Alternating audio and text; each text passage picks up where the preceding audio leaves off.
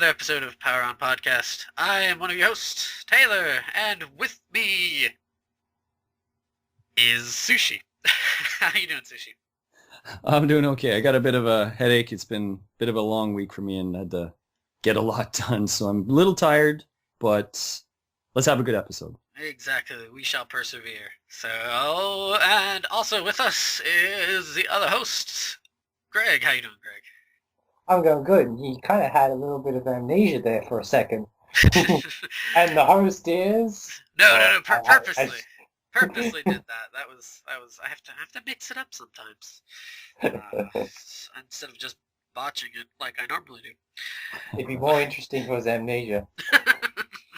No, because that would, I don't know, it'd be kind of depressing going down that route.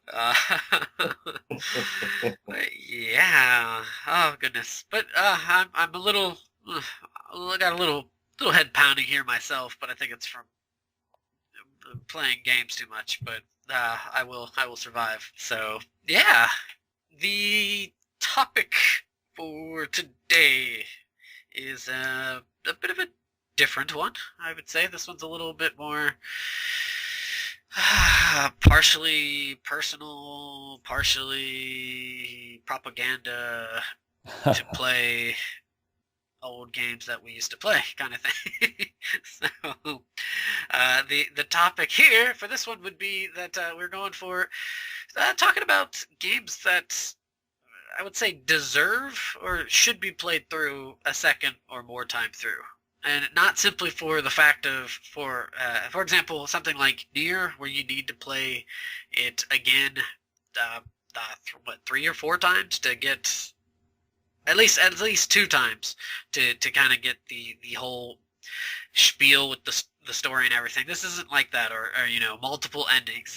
These are games where you play through again for the kind of whatever reason, or maybe there's something in the game that you really, really thought was interesting, or possibly something that you completely just didn't quite understand, so when you play through it again, you try to kind of make sense of it, or hell, it could be even something that you played through but just absolutely despised, but then played through it again and you had a change of heart about it, or vice versa. So yeah, are we excited for the topic?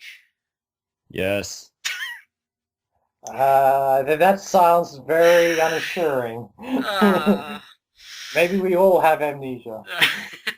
Oh goodness. Well, with that fanfare, I guess we will go right into it, and I will start us off because I said so.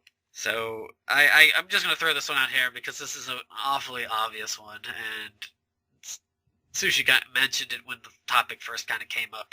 Discussions behind the scenes, and that is, of course, Xenogears. This game, this lengthy game, really, the first time I played through it, I think I blitzed through it within a week, I want to say. I did not do anything else productive, and I just played this game.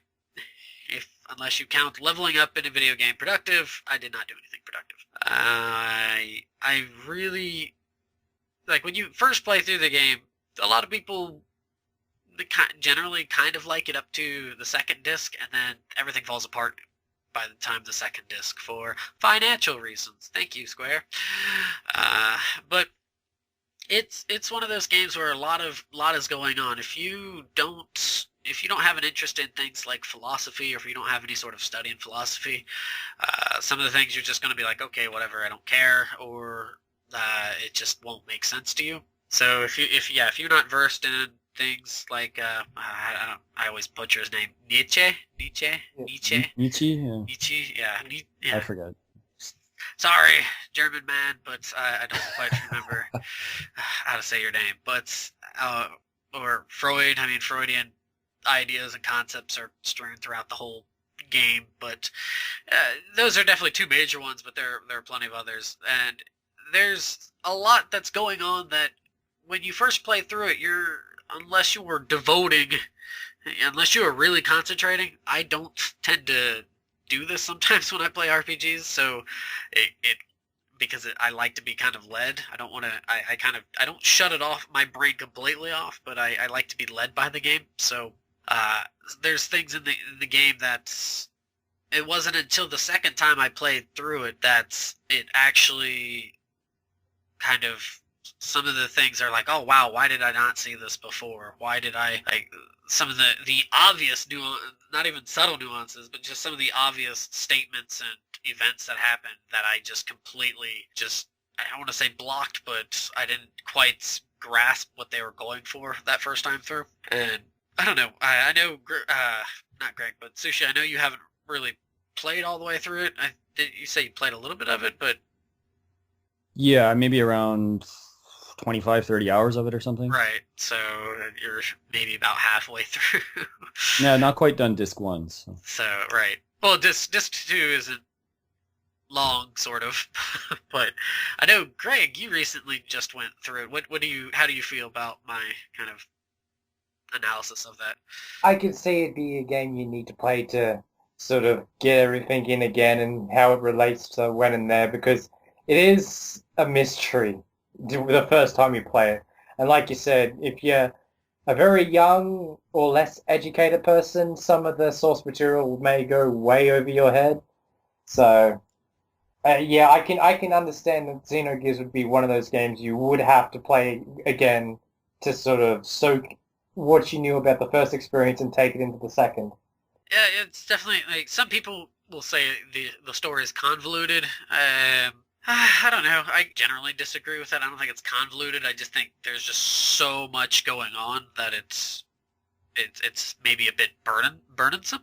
So for some people, they just find that it's a mess. But I think it's just there's a chaotic order to it that makes it just incredibly enjoyable. And even the disc 2, I know a lot of people pan disc 2. I like it to a degree because disc 2, despite how it's set up, makes it almost feel that it gives it this kind of fate element to it because there is nowhere else to go. So so you're destined for this no matter what at that point. But you got to give it to Tatsuya Takahashi. He made the best he possibly could. He didn't just roll over. He did the best he could, and he salvaged the rest of the game towards the end. So Yeah, so definitely thank you, Square, for taking away what could have been such a wonderful, beautiful thing to fund Final Fantasy VIII. Asses. But okay. But yeah, so that was definitely I had to get that off my chest. That was with this topic. That was one that I felt had to really come up. So go. I don't know which way it went last time, so we'll go Sushi this time. Sushi. What is the first one on your list there? Now, some of mine, I actually have not completed some of these games 2 times through, but I sort of have the intention of doing them a bit more down the road. Some of them I played a long time with, some a bit more recently, so I don't want to sort of pigeonhole all the things that I have played twice into this topic. I actually kind of pick a few things that I knew I hadn't played twice, but I would like to see how they play out a second time. I don't know if you guys did that at all, or if you only chose things you've only completed twice. Is that? I think the majority of ones that I put on here were ones that I've completed twice. Because I'm a trooper. Yeah. How about yourself, Craig? pretty much, yeah. I've played multiple times. I haven't really considered, any that I've already been again that hasn't crossed my mind yet. So Fair enough. I just sorry. I kind of thought personally, I thought it might be interesting to explore that a little bit, and maybe if someone's listening to the show and they could maybe give their opinions on that too. So, anyways, the first one I have here though is Mass Effect, which was originally on the Xbox 360, and this was a game that I was really interested in. I was excited for, and I got it shortly after it came out, and I really liked it a lot. I played the game through as the Paragon, and I really enjoyed the game a lot. I liked the interactions with the characters. I think that some of the characters in there are written extremely well. Some of them are a bit more throwaway, but that's to be expected with any sort of game or movie or whatever. But I liked Mass Effect a lot because of those interactions. So much that I did play this game. I think I played the first one 2 or 3 times. Well, I think 3 times now. And I really enjoyed seeing all these sort of different scenarios play out, and it's sort of limited compared to, from what I understand, 2 and 3 bring to the table. But I really enjoyed learning more about each character and just sort of seeing how they interacted with the Shepard character or with others, or how Shepard could influence them in different ways. You could influence them to a point. Obviously, they didn't completely change their opinions on some things, but it was really neat to see that. I think that Mass Effect is weird. I think that most people probably don't have any intention of going back to play the first game. Maybe all these people were soured by the third game's ending and whatnot, or they only liked the second game or whatever. But I think you could probably take any of those 3 games and do that, or run through the entire franchise again if you'd like. But it's just one of those sort of franchises that no matter how many times you play it, you're probably going to learn something new. So Mass Effect is my first one. And you guys? You know what, Mass Effect is one of those games that I'm not going to brush off because I don't usually play many Western RPGs nowadays. I used to play a lot of BioWare games. But ever since they released that trilogy pack, for some odd reason, I just think that's a tremendous value for money. And I'm waiting for some sale to happen where I can get it for a decent price, and I'll probably will get it. So. Mm-hmm. And I've never played Mass Effect, so. I played a little bit of it on the Xbox, and I'm talking about an hour. Right. That's Definitely about just it. Scratching the surface for sure there. Absolutely, so I can't really say much. Yeah, I only played a bit of 2. I really personally did not enjoy 2 at all. I didn't like that as soon as 2 starts, it takes away everything that happened in the first game. You start pretty much from 0 again, except for maybe importing your character stats and stuff. But I mean, sort of the experience you have with all these other characters is just wiped away clean right away. And I know some people probably really like that, but personally, I didn't like that very much. I wish that they could have at least kept some of those characters while bringing the new characters in. But anyways, that's a whole nother story. So anyways, Mass Effect is the first one. What about you there, Greg? I actually didn't pick an RPG for my first one. I've actually gone out of my way and I've picked my favorite platforming game of all time, and that's Sonic 3 and Knuckles. I love that game so much, and it takes about every 1 to 2 years while I'll pick it up and play it. I think that in terms of value for money, you simply cannot beat it. It combines 2 games in one. You got 3 characters to choose from, and the main reason why I like playing them over again is you could tackle the zones in different fashion. Like with Sonic, I usually, in Sonic fashion, complete the zones as fast as I possibly can. And the thing about Knuckles that I loved is because of his gliding ability and sticking to walls, I would take as much time as I possibly can to explore the different ways you can, complete a zone. And it's just so much fun. And the reason why I picked Sonic 3 and Knuckles because I think the level design is the best, the songs are the most catchy, and I just generally have so much fun playing those games. So that was definitely a no-brainer for a game that I like to play time and time and time again. And the Blue Sphere stages is simply crack to me. I couldn't understand the people that, back in the day when I was a kid, I couldn't understand the appeal of Tetris, but I sort of slowly understood it with the Blue Sphere stages because it got to the point that I'd plug in random Mega Drive carts just to play Blue Sphere stages. So, yeah, and luckily on the Sonic Mega Collection on the GameCube you could do all that, so, oh man, I was happy. How about yourselves? I guess when it comes to Sonic games, I generally I really like to, not so much Sonic 3 and Knuckles. For whatever reason, I think it's just because I didn't play them a lot when I was younger. I just didn't have the opportunity. I got to play 3 a lot when I was younger, but definitely not Knuckles. So whenever I try to play Knuckles, I get really frustrated because I find that the levels are really, because I'm not as adjusted to them, so they're a little bit more foreign to me. So I don't mind Knuckles. I used to really like Knuckles as a kid because I had one of those like little McDonald's knuckle cloud toy thingies where he's in that cloud and he spins around or something. Yeah, but like I just when it comes to Sonic games, for me it's the Game Gear or would it be the Master System version as well of Sonic 1.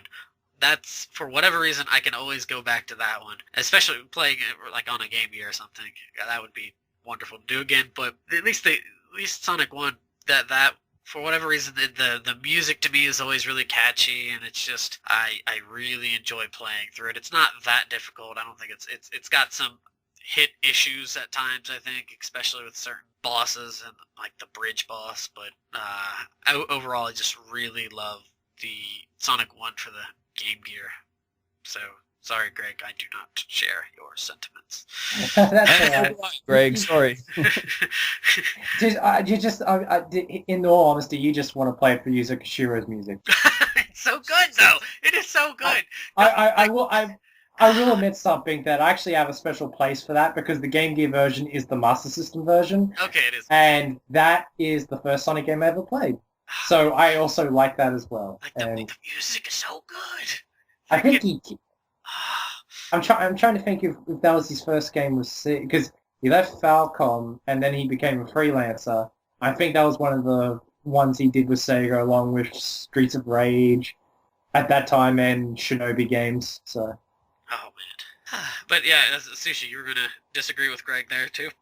Yeah, Knuckles is probably my least favorite in the series. I know it's sort of one that a lot of people do like, but I don't know, something about it. I only played, sort of like you, Taylor. I only played 1, 2, and 3 because my friend had them, and then Knuckles seemed interesting as an idea. Obviously, the commercials played it up to be this amazing concept of, and it is a really cool concept of having these other games that can connect to it. But I think I rented it at one point, way after the fact that it had come out, and I tried to play it, and I don't know, I didn't like the hit detection and stuff in it. I thought some of the stages were really cool.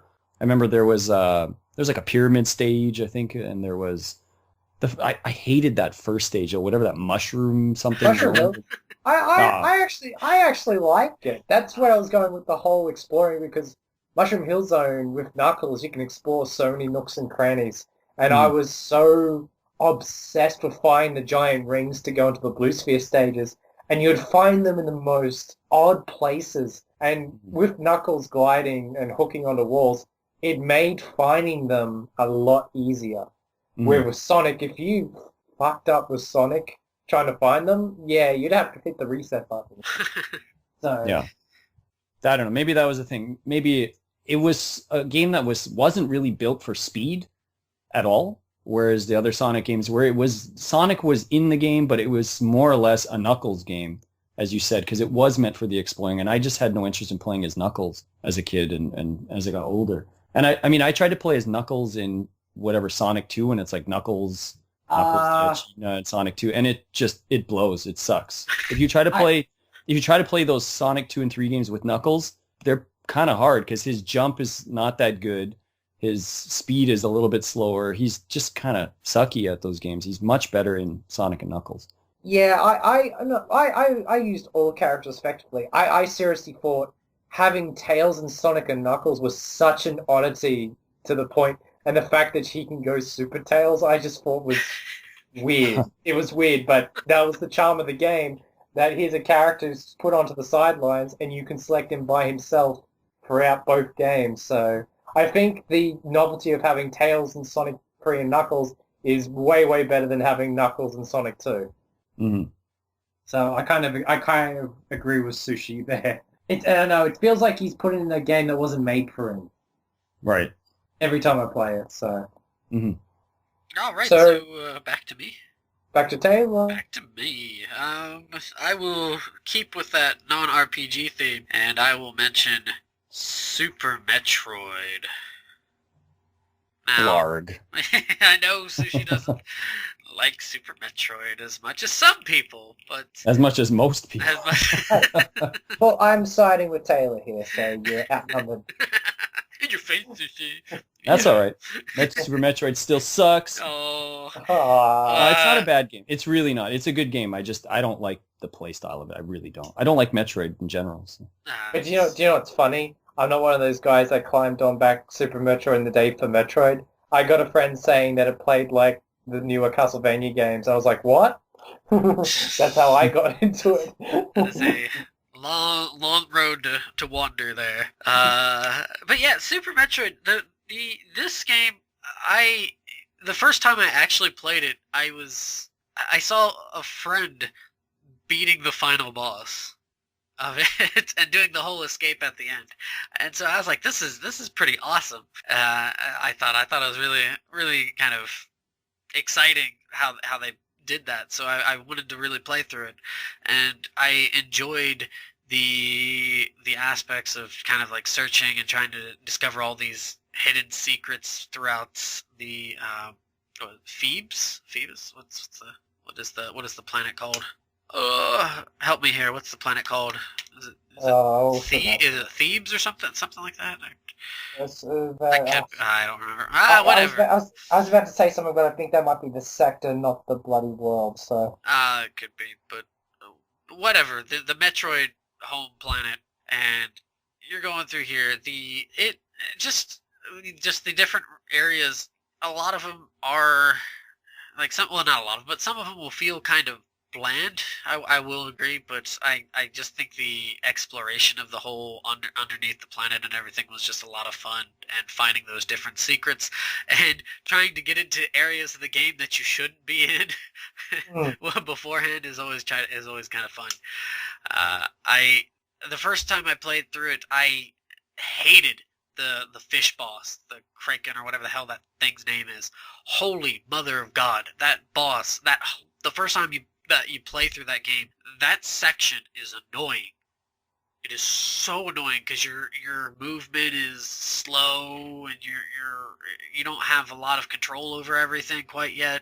And then you finally get to the end of the area, and there's this dastardly boss that like whips its tail and spanks you. It like grabs a hold of you, and you can't do anything either, or you feel like you can't do anything, and you're just like, it's frustrating.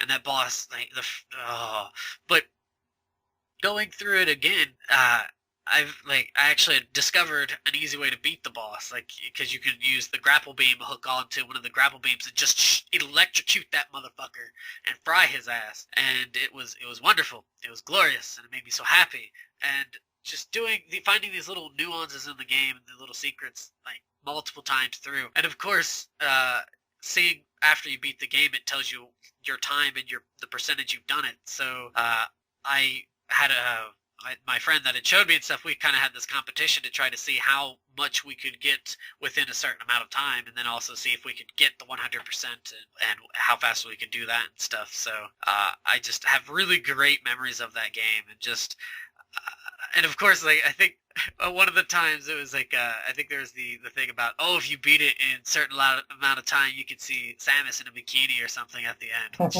at that time and age, you're just kind of like, okay, cool. It's become an age-old fable. So,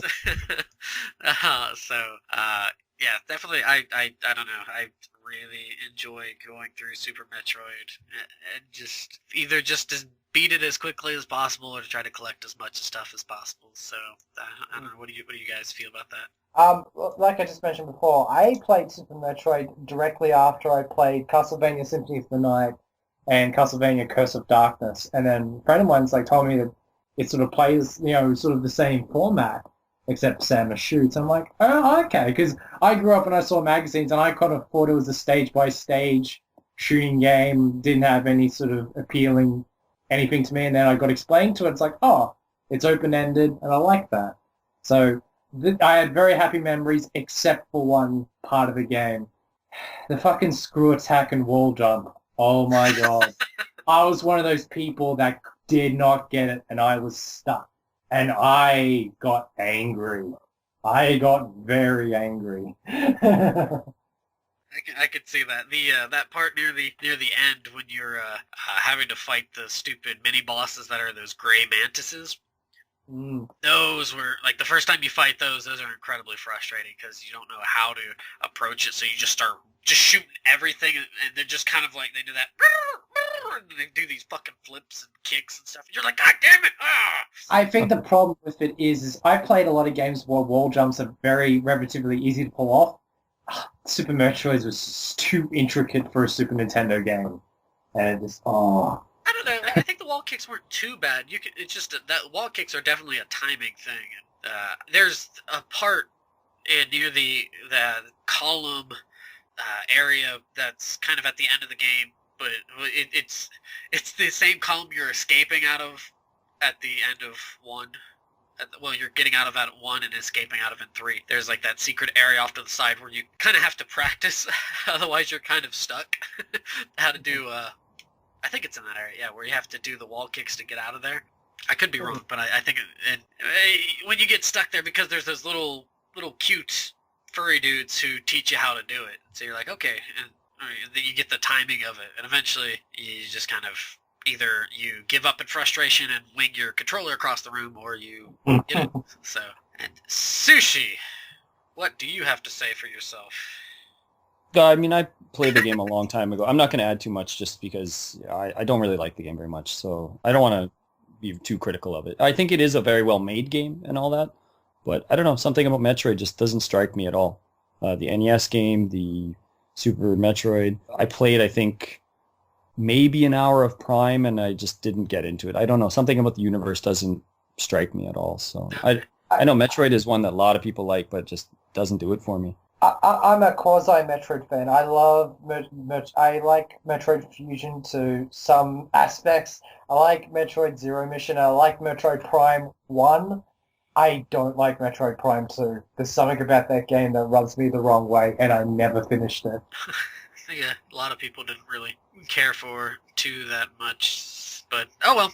Super Metroid, I love it to pieces, so definitely would be one to play over again. Sushi, over to you. All right, so a few here that I still have. I would like to touch upon a game that was for the PS3, was an exclusive, and that would be Heavy Rain. Now, Heavy Rain was a really cool game that kind of, I personally feel like it really helped push forward the sort of narrative that games have come to in this day and age, and really started to show that games can be equated to the level of movies or novels or whatnot, just that they're a bit more interactive. They've always had that sort of ability to do that, but they've never really been recognized, maybe unfairly, from the other communities of entertainment. Just kind of, oh, games are still for kids and doesn't, they don't really amount to much. But Heavy Rain really pushes the sort of, not only its genre of like I think they called it like an interactive,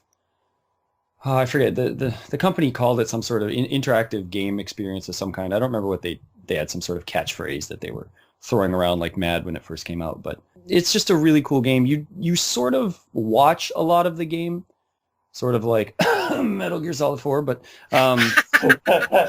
you do interact a lot with the game too. They do a lot of these button sequences where you have to maybe hold left 2 while pushing the right analog stick and the square button or something, and that makes the character slowly put the key into the door to turn it the correct way, otherwise the door won't open and it'll set off a trap and you'll blow up and die or something like that. Not quite to that extreme, but there's a lot of really cool interactive moments in the game that allow you to make choices that will they could affect the outcome of the final part of the game, but not so much to the point that you won't get a general ending that sort of still closes all up the loose ends. I don't want to ramble on too much about it. I think, Taylor, you have not played this, right? That is correct. Greg, have you played this at all? No, I have not physically played it. I've seen some clips, but that's about it. Okay. This is a game that you could definitely watch, and it is enjoyable to watch, but it is really neat to be able to participate in the game at the same time. And I would still recommend if say you were watching somebody else play it, it's really cool to just maybe be a part of the interaction. If you're sitting with a friend and you're like, okay, why don't you choose this time? And maybe the dad will say to his son, like, okay, why don't you eat lunch now? Because the clock in the room says 3:00, and he has a list of things on the fridge that says he should follow, this sort of time schedule. His son should eat a snack at 3. He should eat a dinner at 6. He should do his homework at 5. So you're kind of watching the clock and you're trying to interact with the son. And if you don't interact with the son in a certain way, he elicits a different response every time. And just little things like that. And it's broken into these little mini chapters where each part of the game is maybe, maybe 5 to 10 minutes, depending on how fast you play them. And you're interacting with 4 different characters, and they can all come together by the end, or they could not, depending on what you do. So it's a really, really cool game. And I like that it's something that I haven't had a chance to play through it twice. I've played through a bunch of the scenarios again to see what happens, but I would like to experience this game one more time in the near future. I know this company's bringing out another game at some point soon too. So Beyond. right, Beyond Two Souls or something, is that right? Yeah. Right. Correct. So I think that this company's got a really cool little thing going for themselves, and it seems like people have responded pretty well to the game. So yeah, Heavy Rain. They've proven one of my theories that soon they'll digitize actors to make these interactive stories. Because with Beyond Two Souls, they've got like Ellen Page and Willem Dafoe. Yeah, so, Willem Dafoe is like the psychiatrist or something. Yeah. So that was Pretty one of my yeah, it is. It's one of the things I didn't think would happen. Just one of my crazy theories that came true. But it was inevitable because it's the same thing with movies that they get the big or known actors to get a certain audience in. So we'll see what happens. Movies have certainly been starting to do that a lot more. Like Beowulf did, the whole movie was like that, and Final Fantasy, like the first Final Fantasy movie. I don't know if they didn't quite do the capture, right? No, they kind of. Okay. Don't quote me on that. I think they did, but they didn't want to superimpose anyone's faces. But if you see sort of the way they speak, you can see that they were trying to match them up. Like James Woods' character. You can see a lot of James Woods in that character, not just from his voice. So, yeah, but that's a different conversation for a different time. So yeah, well, that whole sort of industry has really taken off a lot. Like Andy Serkis is a huge one with that industry, right? So it's a big industry now. It's really neat. I read a lot of stuff on Andy Serkis, so yeah, that's another time I could take an entire episode. But that's not what Power On's all about, sadly. So anyway, I shall come back to me because it's my turn, and I said so. Basically, I just mentioned before one of the games in Super Metroid, Castlevania Curse of Dark. Oh, not Curse of Dark, the Circle of the Moon. That is actually a game I've played roughly about 8 times. Oh, wow. There is a reason for that, and I'm actually going to get into it in a bit.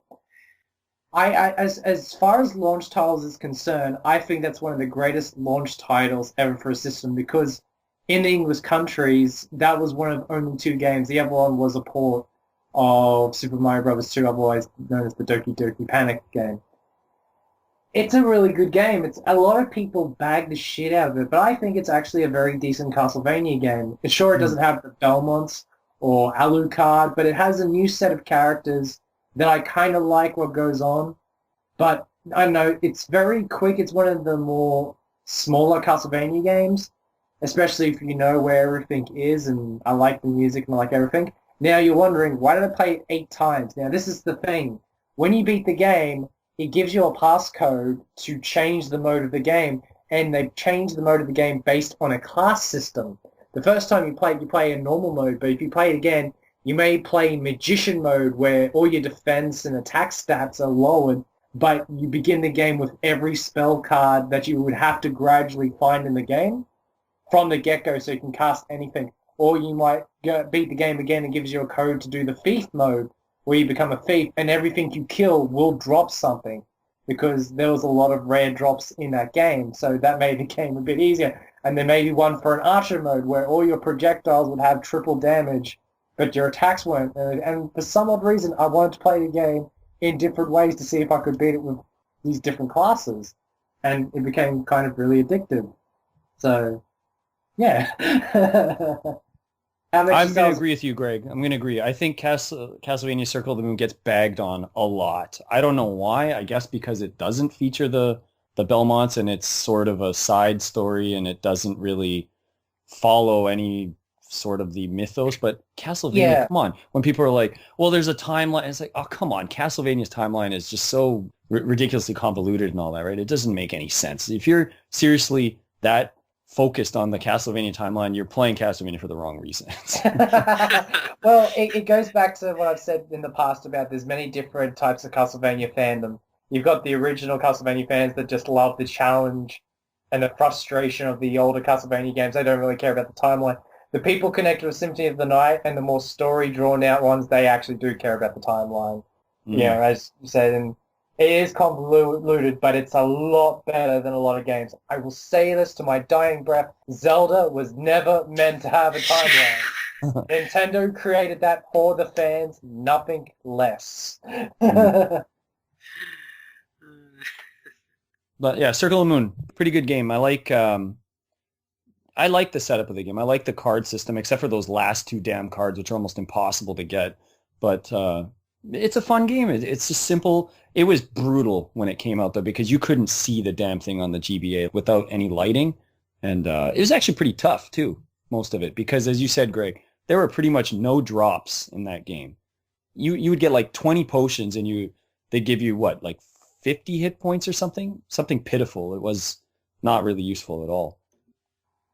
Yeah, unfortunately, I've not played Circle the Moon, so I can't really add anything to your guys' conversation. Yeah, I like it. It's one of the more really good Symphony of the Night type games, and like I said, to me it feels a lot shorter. And if you know the castle inside out, it's even a lot more shorter. So, I see. but I cannot stress again, like I said, one of the best launch titles ever. You know, just has that nice polished scene that you'd get from a game a couple of years later than that. So, Huh. I actually even said to myself when I played it, man, I wish this was on the Super Nintendo. that would have been amazing. All right. This next one I have here, I'm going to clump 3 games together because they're all from the same series. And it's for different reasons. So, they are Final Fantasy 1, Final Fantasy Mystic Quest, and Final Fantasy 8. And I know I just bagged on 8 earlier in this episode, but give me a moment. Final Fantasy 1, I'd love to play through this game, and I've mentioned it before. It's just one of those games that's it's like an old friend. It doesn't matter how long it's been. When you come back to it, it doesn't feel like any time has passed. And for some people, that's a bad thing when it comes to games. But for me, it's just wonderful. And plus, with the original Final Fantasy, you could make your team of 4 be whatever they wanted. Well, within whatever the classes that you had. The 6 classes you could choose from, you could make your team how you wanted. So if you wanted to go all out white mage of I'm going to die multiple times, but darn it, I will become awesome, then you could do that. Or whatnot. And I just really liked playing through the original Final Fantasy. And I've played it, so many different versions of it on a bunch of different consoles and handhelds, but it's nice to see the evolution of the game since it's the original one, or at least since the NES one, and it's to see the progression of it and how easy it's gotten outside of the extra dungeon stuff that they have in there, which personally I don't like, but because they made the game so easy, I can understand why they put that stuff in there. But I just love that game to pieces. And same with Final Fantasy Mystic Quest. It's one of those kind of guilty pleasure Final Fantasy games. It is so easy. It is stupidly easy. But it's just fun to go through, and it's just the music's rocking for it, and it's I don't know. It's just one of those games. It's really short for an RPG, so you can be like, okay, I'm going to marathon this and beat it. Not so much nowadays, but back in the day, that's always something to try to do.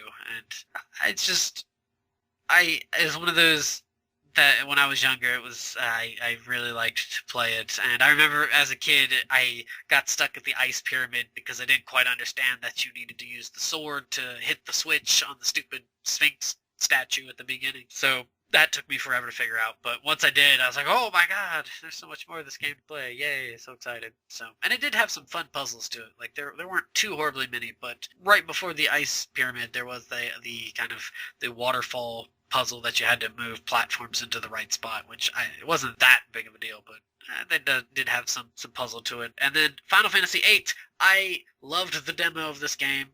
I despised the actual game itself when I first played it. I fucking hated it with every essence of my being. It pissed me off how they could take such a fun demo and ruin this game. But about I'd say about I eventually got around to playing the game again before I came to Japan. So summer 2009, and when I played it through again, I actually really, really, really loved it.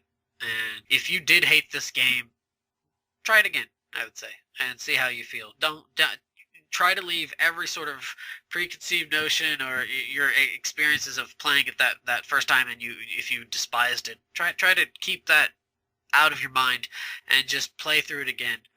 For me, it was really kind of funny to experience both sides of Squall's mentality, because when you're around that age, you kind of associate maybe with Squall a little bit more about how stupid adults are, but then when you get older, you're just kind of like, man, you're such a kid, Squall. It's really cool to kind of see it that way. And of course, Man with the Machine Gun. Why wouldn't you love that? But yeah, I don't know. What are you guys' thoughts on those three? To start off negative, not really so much negative as I beat Final Fantasy 1 on the PSP. For some odd reason, the original did not click with me. But I think, like you said, it's an old friend. It was the times, like me and Phantasy Star, that's my old friend. Right. So, but that I don't think it's a game I'm going to play again. I think the reason I played the first game because I remember it was weeks towards Dissidia coming out, and for some odd reason, the Warrior of Light and Garland looked really fucking epic. So it's like, oh man, I got to beat Final Fantasy 1 before it comes out. As for what about Mystic Quest? Mystic Quest, that is such a nice little guilty pleasure. That was one of the first games I played in the Super Nintendo, and I think I've only beaten it once. I think I might have attempted it again later on, but once is good enough. And to be perfectly honest, the best part of it is the soundtrack, and with the power of YouTube at my fingertips, I can just bring up the songs whenever I want. Woohoo! You just decide. You're awesome. Back, please. And as for Final Fantasy VIII, there's a very good reason why I haven't played that the second time. Not because I hate the game, it's because I must have played over 150 hours of my original game, my playthrough, and I'm like, maybe in a couple more years, but I don't mind FF8. I did have dummy spits because I was one of those people that didn't understand the draw system, and I still to this day blame Square for not having a more elaborate what's what I'm looking for, tutorial. I don't know. There's something about it compared to other Final Fantasy ones where they kind of explained it a little bit better, but I think that was lacking in Final Fantasy VIII, and I just came across it by accident later in the game because I got stuck in Rajan and Fusion to the point that I lost my temper and I had to take the game back. But then I found out, what you're supposed to do, and then I squashed them. But yeah, so yeah, I ultimately I like 8, but yeah, I did have some problems with it to begin with. So, how about yourself, there, Sushi? Just quickly, I mean, I haven't played 1 in years, so I don't even remember it too well. I don't know if I would enjoy it at this point in my life or not, but I probably wouldn't mind it. Sometimes I like a challenge, so it might be good to revisit. I'd probably want to revisit the NES one, as brutal as it is, just because that is the one that I've mostly played. I've never played Mystic Quest, so I don't know pretty much anything about it, other than I know it was bagged on for years for being sort of this bad, black sheep of the franchise. And 8 just can get lost. I don't even give a crap about 8. But that's because I don't care about Final Fantasy, right? 8 was one of the ones I did try to give a chance to, and I played maybe the entire first disc, and then I got up to like the first Laguna part, or whatever that guy's name was, and I was like, I'm done with this. I was like, this is boring. I don't care about all this teenage angst, and I was a teenager. I was like, this is just dumb. Like, I don't give a crap about these characters. They're just not interesting to me. I had issues with the art design. At the same time, it's like, well, they're supposed to relate to the player a little bit more. With the high school, the age. But I couldn't help but just be mesmerized with the locations of that world. For some odd reason, it just every time a new pre-rendered background, I'll just be admiring it. There's something about it. And I really like the soundtrack, and the story's pretty decent as well. So it got a little bit better, and you do get to see the journey of all the characters. So Yeah, it definitely has one of the.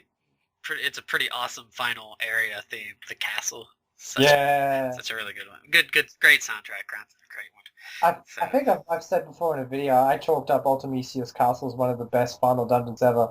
The soundtrack's good. It's the most bizarre fucking place ever in a video game. You know? Yeah, but yeah. So those three there. So Sushi, over to you. All right. The next one I have here is a simple one, and it is Contra.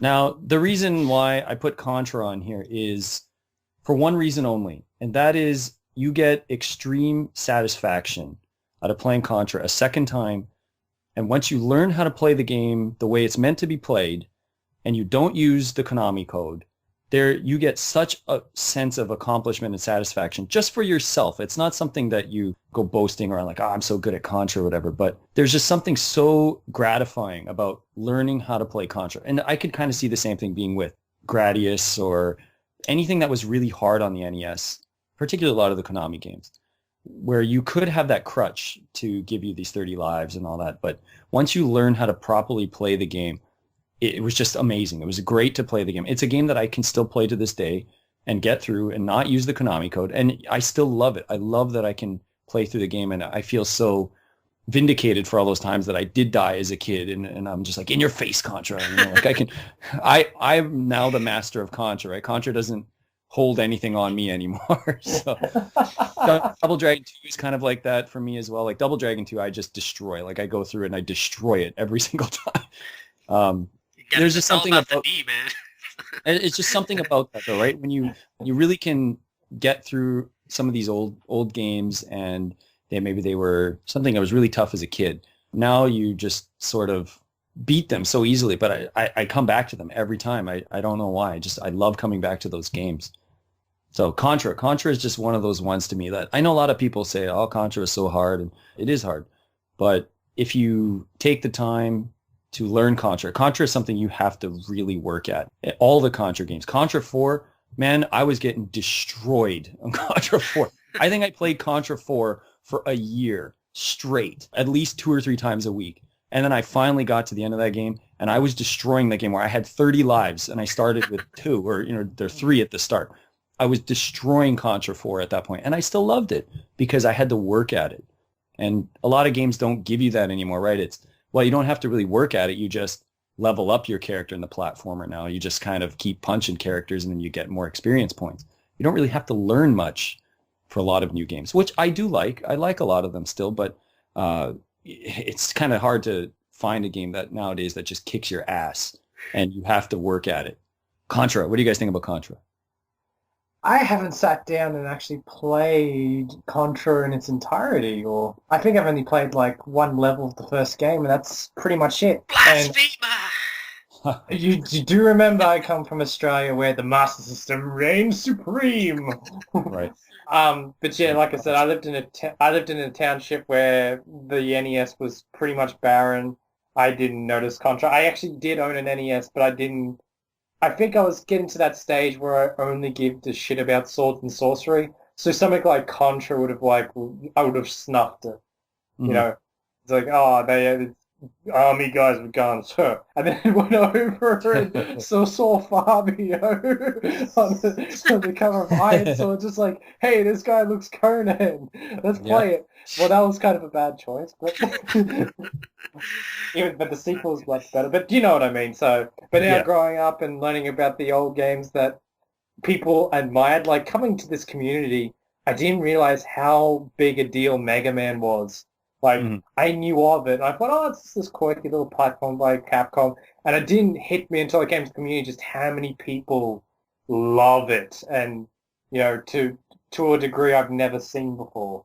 So, in any other community. So, and Contra is one of those as well that I've just continually heard about. So, maybe one day.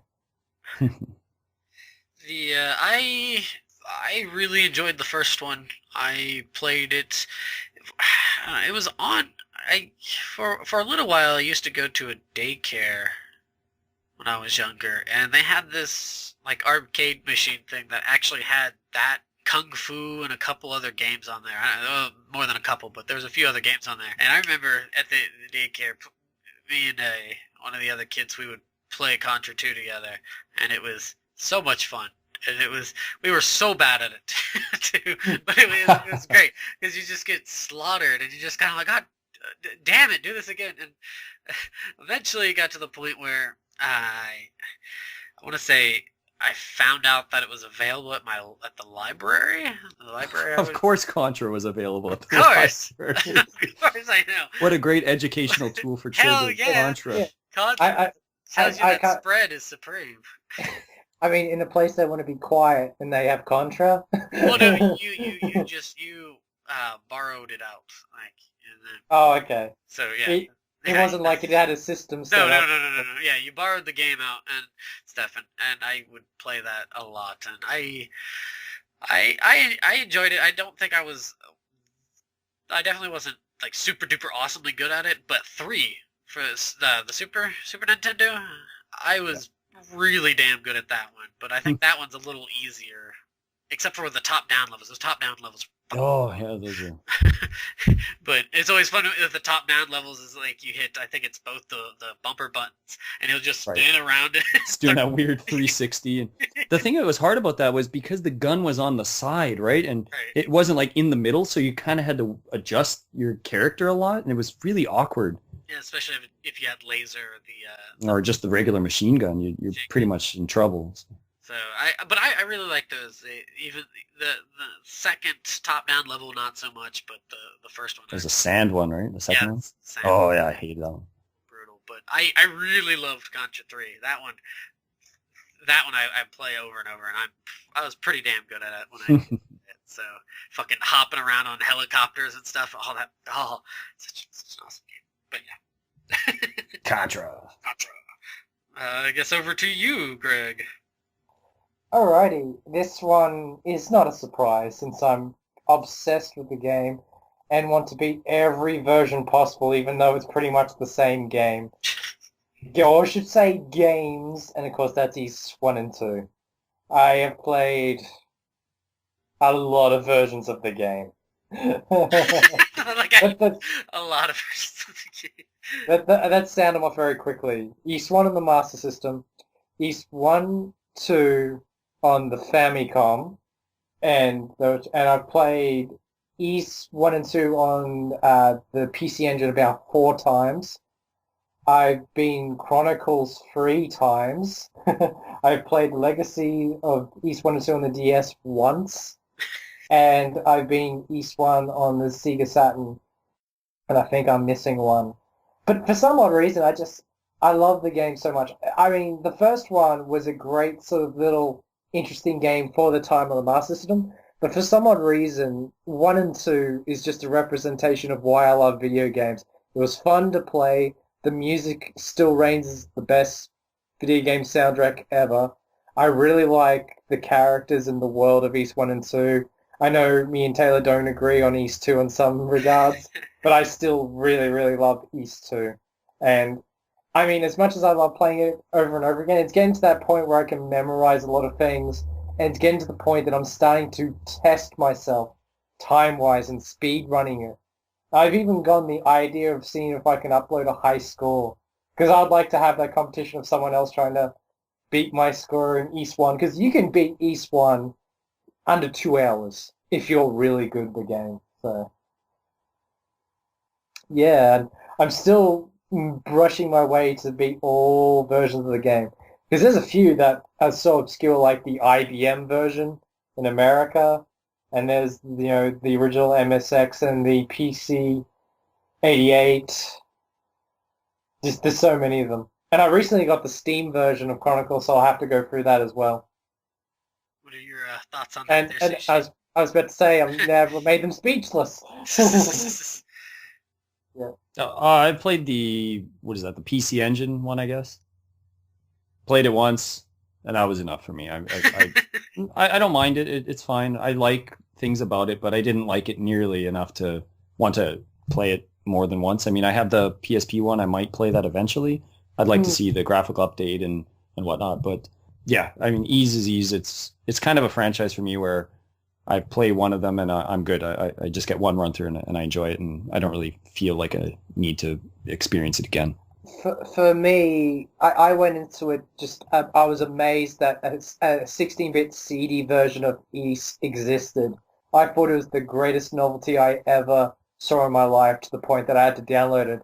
And little did I know how much the game would have effect on me, because I just generally like the game. It's fun. I've already listed why I like it, but originally, just seeing a game made in 1990 with that level of attention, I don't know, just think, wow, you know, it made me a little jealous of people in America, because I kind of put myself in the shoes of a 5-year-old kid, because I actually would have been 5 years old at that year. So I put myself into that same frame, and that's probably why I enjoyed it a lot more than most people. So I've played through Ys 1 and 2 a couple times. I definitely don't like the progression of 2. 2's progression is something I have an issue with. But I personally, I don't mind them, but the bump mechanics is something I've never really been fond of. I deal with it, but I would play through some of the other games much more, like Felghana and Origin a lot more. I've played through those a few times through, just because I like the challenge and the ability to jump and swing a sword. So, I've played Ocean Felghana 3 times now. Yeah. But just to justify them, they're on 3 separate, well actually no, they're on 2 separate platforms, but 2 different languages for the PSP. So yeah. yeah. But I guess that throws it back to me. So I know exactly which one to pick. And I hate this. Well, I don't want to say I hate this, but this company really irks me. Yet, it does not pain me to say this, but Resident Evil 4. I beat the GameCube version multiple times. I beat the PS2 version multiple times. I beat the Wii version multiple times. I love to play through Resident Evil 4. Yes, it's not scary. Yes, it takes away some of the horror aspect of it. Yes. But you know what? It is a fun game for me to play. I even though it's fun to go through and just try to play it the different ways, because I mean, first you have the GameCube way, and then you have the PS2 way, just the different kind of controllers to it. Of course, playing it through on the Wii version is just fantastic because it's so easy with the Wiimote, I think. So, but it's I don't know. I love Resident Evil 4, but that's just me. I other than having to escort certain lady, and it's enjoyable, and I think I like those little extra, even though it doesn't really count as much, the extra little mini games that you can do, but just to play through it and just to see how well you do. Yeah, you can carry your game through again. I like to do that too, but I also like to start it again and just throw it on the hardest setting and just go from there. For me, it's a lot of fun. So, what are your guys' thoughts on Resident Evil 4? I actually used to own the Wii version, and I didn't beat it because I think I got to about 80% of the game or 75% of the game, and I did not have any ammo left. And to that point, it was just like, yeah, fuck this, I'm done. So, yeah, I kind of enjoyed most of it. I will say this now. These last few weeks, because of all the hubbub with the Wii and everything shutting down, I went back on my time with the Wii and picked out what I was fond of and what I wasn't fond of. And I actually came to a very sounding conclusion. And this is the reason probably why I stopped playing it. I can't stand anything that requires fucking batteries anymore. And I actually remember running out of batteries on Resident Evil 4. And I actually picked up one of those really bad recharges that actually nearly destroyed my Wiimote because it short-circuited and all that bullshit. And, that's a different time. I think I will actually make a video about this because I'm sick of batteries. Unless it's a retro system, you cannot help that. But, yeah. How about yourself there, Sushi? Well, Resident Evil 4 was on my list as sort of a possible replay. I really enjoyed. I only have the Wii version. I really enjoyed playing the game a lot. I like the action aspect of it. Yeah, and as you said, they take away a lot of the horror stuff, but it's just so fun when those guys are like and they're like coming at you, and they're holding like a stick of dynamite, and you nail it perfect, and then four of them blow up. Or I liked who's the sort of guy that shows up on some? Is it Lewis or something, or the other guy that shows up? The guy you kind of fight from time to time. Well, he shows up to help you. There's like the scene in the house. Oh, okay, yeah. Luis or something. Luis, I think Luis. I forget, but I like that guy. He's pretty funny. Like the scene in the house is really cool. Just it's a fun game. It really is a fun game, and I think some people don't like that it took away from the aspect of what Resident Evil was from 1 to 3. But funny how 5 and 6 I haven't played 6, but how those two have tried to follow what 4 did, but seem to be just kind of going downhill from there. Yeah. Just kind of strange because 4 changed up the formula on such a positive note, but the new ones don't seem to be doing quite as well. It's just kind of weird. But because Chris is a lame boy. I don't know. Chris could probably smash Leon's head with like one hand. He could just crush it like a coconut, but... Because he roids, I mean... Yeah. I didn't say that he didn't, but I said he could probably crush Leon if he wanted to. But I don't know. Yeah, some of those new ones don't seem to do so. I didn't mind 5. I thought 5 was okay, but yeah, I couldn't get through 5. I kind of fell off the Resident Evil wagon with 4 and haven't been on since. Not because I hate it, I just couldn't bring myself to play another game. That happens. So yeah, Sushi, back over to you. Yeah, I only have a couple more left. I don't know how you guys are doing, but the next one I have here is Shining Force 2 for the Guess what? Sega Genesis. Or Guess Mega what? Chicken butt. Guess what? Combined. Fish lips. Fish lips. Fish lip. Well, yeah, I had it too. Yeah. So now, I kind of picked this one more so as a game for other people to try again. I think that something about Shining Force 2 is it's a very linear game. Very, very linear. You don't really have to figure out anything in this game other than the battles themselves. But the thing that's fun about it is finding the different combinations of characters. Maybe you play the first game through and you're like, okay, I'm going to use all these certain characters because it looks like a perfect team. But then sort of like how you said, Taylor, with Final Fantasy, right? Where you can pick 4 white mages or whatnot. Right. With this, you could you promote characters in different ways. You can level them up to a certain point and then promote them, or you can never promote them or whatever. You can just do all kinds of different combinations, but it's still extremely linear that you don't ever feel like it's out of your control, like, oh man, this is just so difficult to manage. It's not. It's very linear. Yeah. You could say this about a lot of strategy RPGs, but something about Shining Force 2, to me, it's just the look of the game is really nice. It's a good-looking Genesis game. It's very easy to learn, pick up and play. It's not hard. Not like some other strategy RPGs, like maybe Ogre Battle. Ogre Battle is extremely confusing at first. You can't figure out why you can't control any of the characters. They're just kind of walking around on a map and stuff. And you're like, what the hell's going on? But you're gonna reference was that Hoshigami? Hoshigami is an extremely hard strategy. Oh wow! Don't mention that game in my presence. Well, I'm gonna mention that because I bought that day one. Top dollar when the Canadian dollar was garbage, and I think it cost me like $85 or something when it came out. Oh, I was not too impressed. Needless to say, Atlas doesn't get too much of my money anymore. Shining Force 2 is definitely on my list, and it was for the same reasons Sushi said, but I'm going to go into a bit more detail. The promotion items are very secretive, and some of them are once only. So you had to pick and choose who got this prestigious honor. I'm going to use an example here, like the wizards, the mages, Kazin, and there's also another mage called Tyrone you get in Creed's Mansion. Now, because of the build-up of the game so far, you kind of develop an affinity with Kazin, everything that he went through, and you get the I can't remember what the item was a question, but if you use it, he becomes a sorcerer instead of being a wizard, where it gets rid of all his spells he's learned, but it gives him the ability to summon these guardians based on Greek mythology, which is friggin' epic.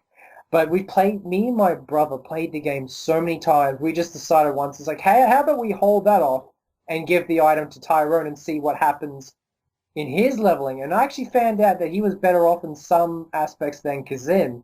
And you could do that for so many characters of the game that it became a slightly different experience because of the characters you pick and, how you treated them, how you handled them. And I liked that.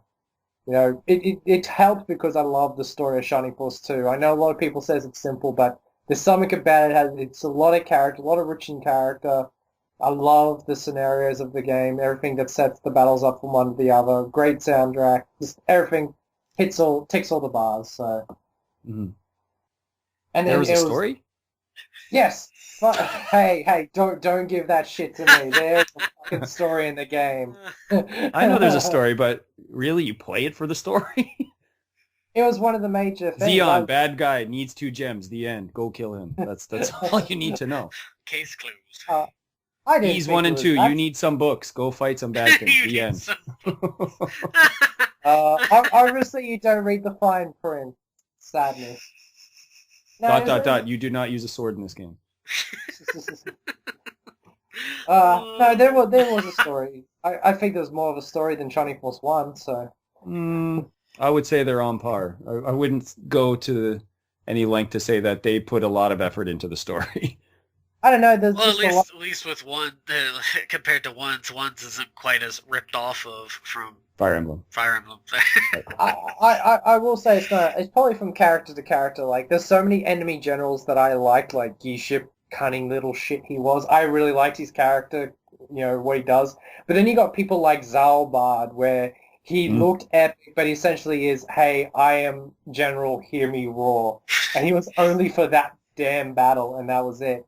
And while he was epic looking, he didn't really have shit all to contribute to the rest of the story. But then you had Camila. I won't say anything majorly about her, but she had a little bit of a build-up, not towards Giship. And there is a twist in the game with one of the characters I really liked. So, fuck you all, there's a story, and I love it.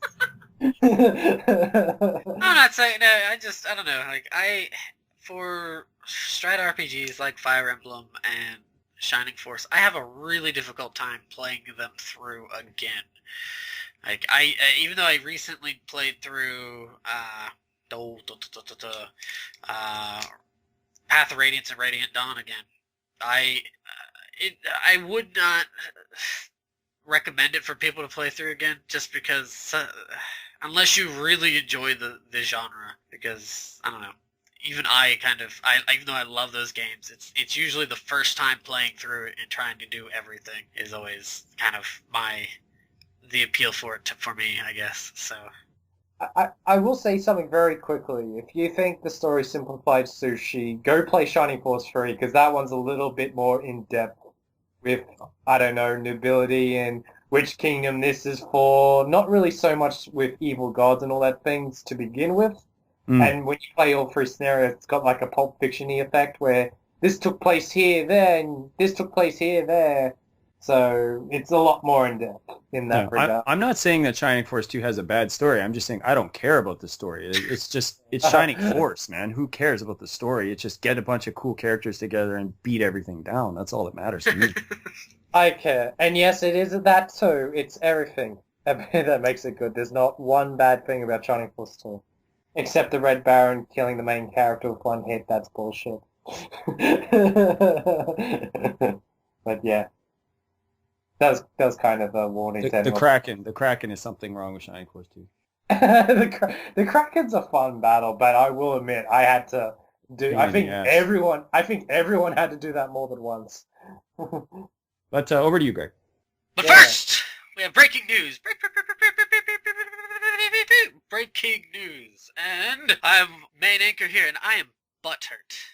And with me, yes, Vladimir drunk a lot. Whoa. And we have some breaking news for you. Breaking news is that, unfortunately, 1 hour remains. Let me repeat that. 1 hour remains. Then I better drink up. Yes, you better drink up. Who do we have out in the field there, Vladimir? Let me get my thing. Apparently, they have So a mad scientist trying to figure out if Einstein's theory works. That's what I have. Oh So yes, that yes. I'm in the field. I'm in the field. okay.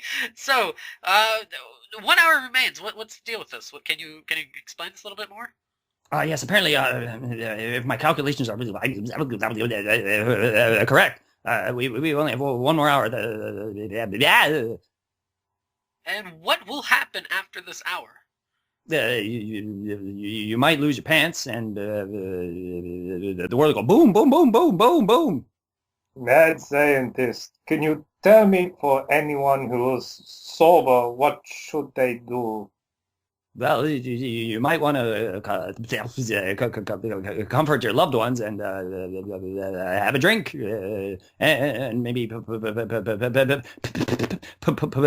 on another pair of pants. I agree to that. What will happen to all of these pants?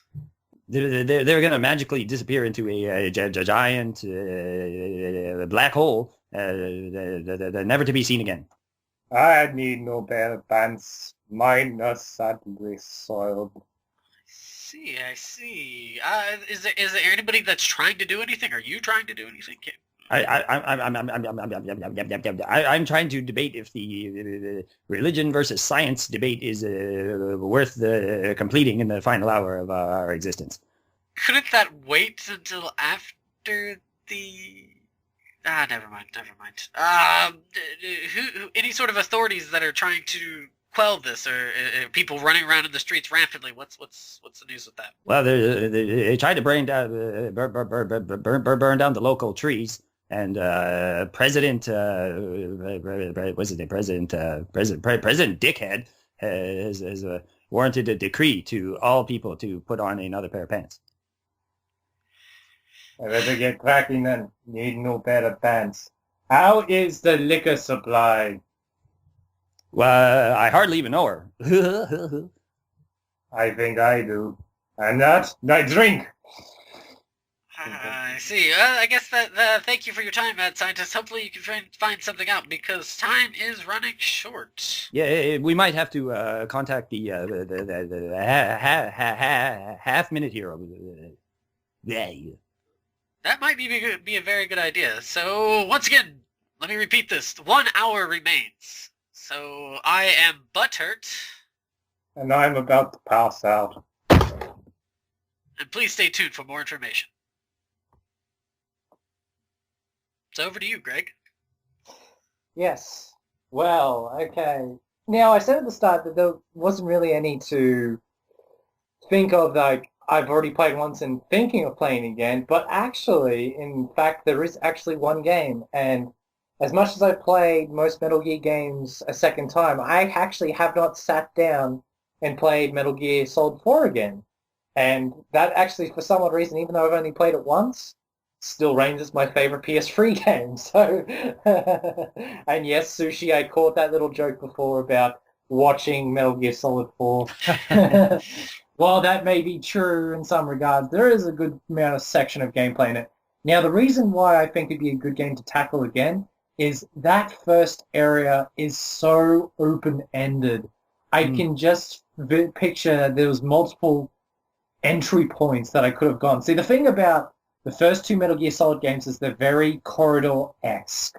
Metal Gear 2 slowly branched out, and then it was just blasted open in Metal Gear Solid 3, where it was a wide open area and you can tackle most places, even though you'd probably get to a bridge of a certain point where that is the only way to get to point B. But yeah, this is something about Metal Gear Solid 4. It's like, you know what? If I go there next time, will I do it this way?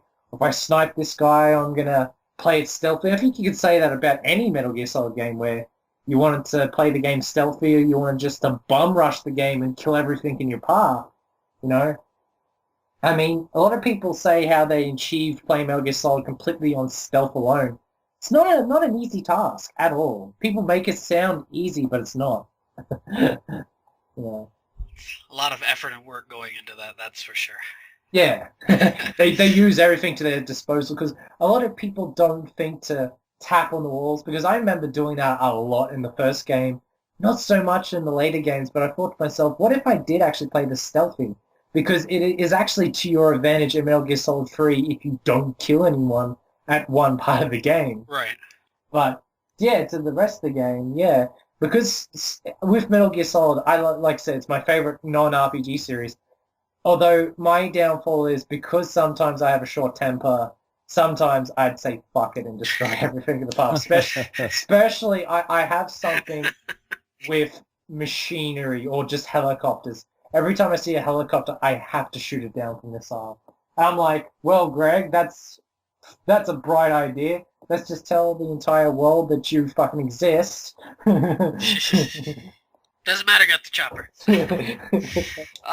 I don't know. Like I too haven't played through. Well, I haven't played through 4 either. Well, again, I haven't played through it again. The first time I played through it was enjoyable. I loved every moment of it. It was really, really fun. For whatever reason, trying to go back into it just doesn't work. Just for whatever reason, I have a really hard time playing Metal Gear Solid games again. The one that I can do from time to time, and very infrequently, is 1. I can play through 1 multiple times and I'll be all right with it because I just really like how that's done. It's fun to go through it again. I've tried over and over. I love 3 to pieces, and every time I play through 3, I kill oh god, what's his name? Derp. I kill Ocelot. Ocelot, thank you. I kill Ocelot like right after you come in contact with him and you knock him out, and then I'm like, okay, I have done. I have solved everything. so I mean, Metal Gear Solid 1 I can definitely put on the back burner because I've played that 3 times already. Sons of Liberty I've played twice. Metal Gear Solid 3 I've actually only played twice, but the second playthrough, as Taylor already knows, did not end well. Fighting the final boss on a 3DS is, yeah, it's not fun. It's not fun at all. You're very limited to what you can do. So yeah, and I said to myself, Metal Gear Solid 4 would be the one that I definitely play again, especially since there's a new version of it with the trophies and everything. And I love collecting anything Metal Gear Solid, so I'll definitely, when I pick up that second edition of Metal Gear Solid 4, I probably will play it, because I just love the game. I love everything about it.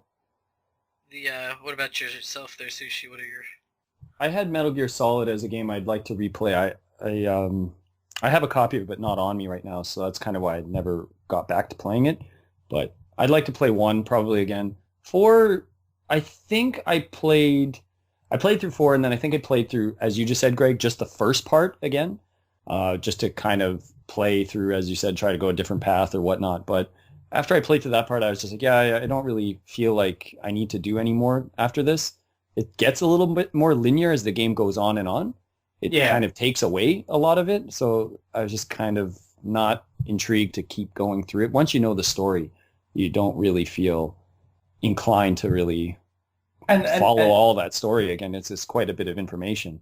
Unless you love Metal Gear Solid to the point of someone loving Star Wars, so yeah, you're trying to pick it all apart or something, I suppose. Yeah, but I know that's not for me. But to me, sometimes I cheat. I just watch it on YouTube. Like for some odd reason, I'm fixated on that ending that everyone hates. I love the ending of Metal Gear Solid 4, and I actually watch it constantly on YouTube. Oh goodness! It's one of those weird things that I seem to be alone. Well, not alone, because I see the comments of people having tear faces. So, yeah. That's not just you with multiple accounts, right? Shit, the jig is up.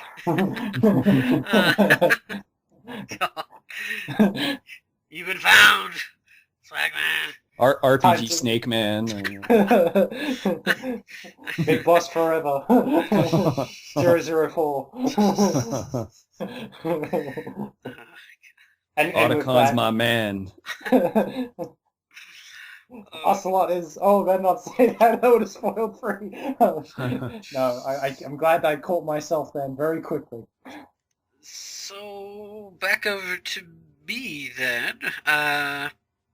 I will put this on here simply because I'm actually in the process of doing it again, and that is a playthrough again of Trails in the Sky and of any of the Kiseki games, particularly Trails in the Sky, and I'm replaying Zero no Kiseki kind of off and on, not very much at a time, but with Trails in the Sky, it's fun to play through it again and catch these subtle hints and nuances that kind of come up in later games that you're kind of like, oh, that's what that's about. God bless it. And it's cool to see how their reactions to characters to other characters that you find out aren't so friendly. How some of your main characters actually have an idea about it by the way they act and some of the things they say.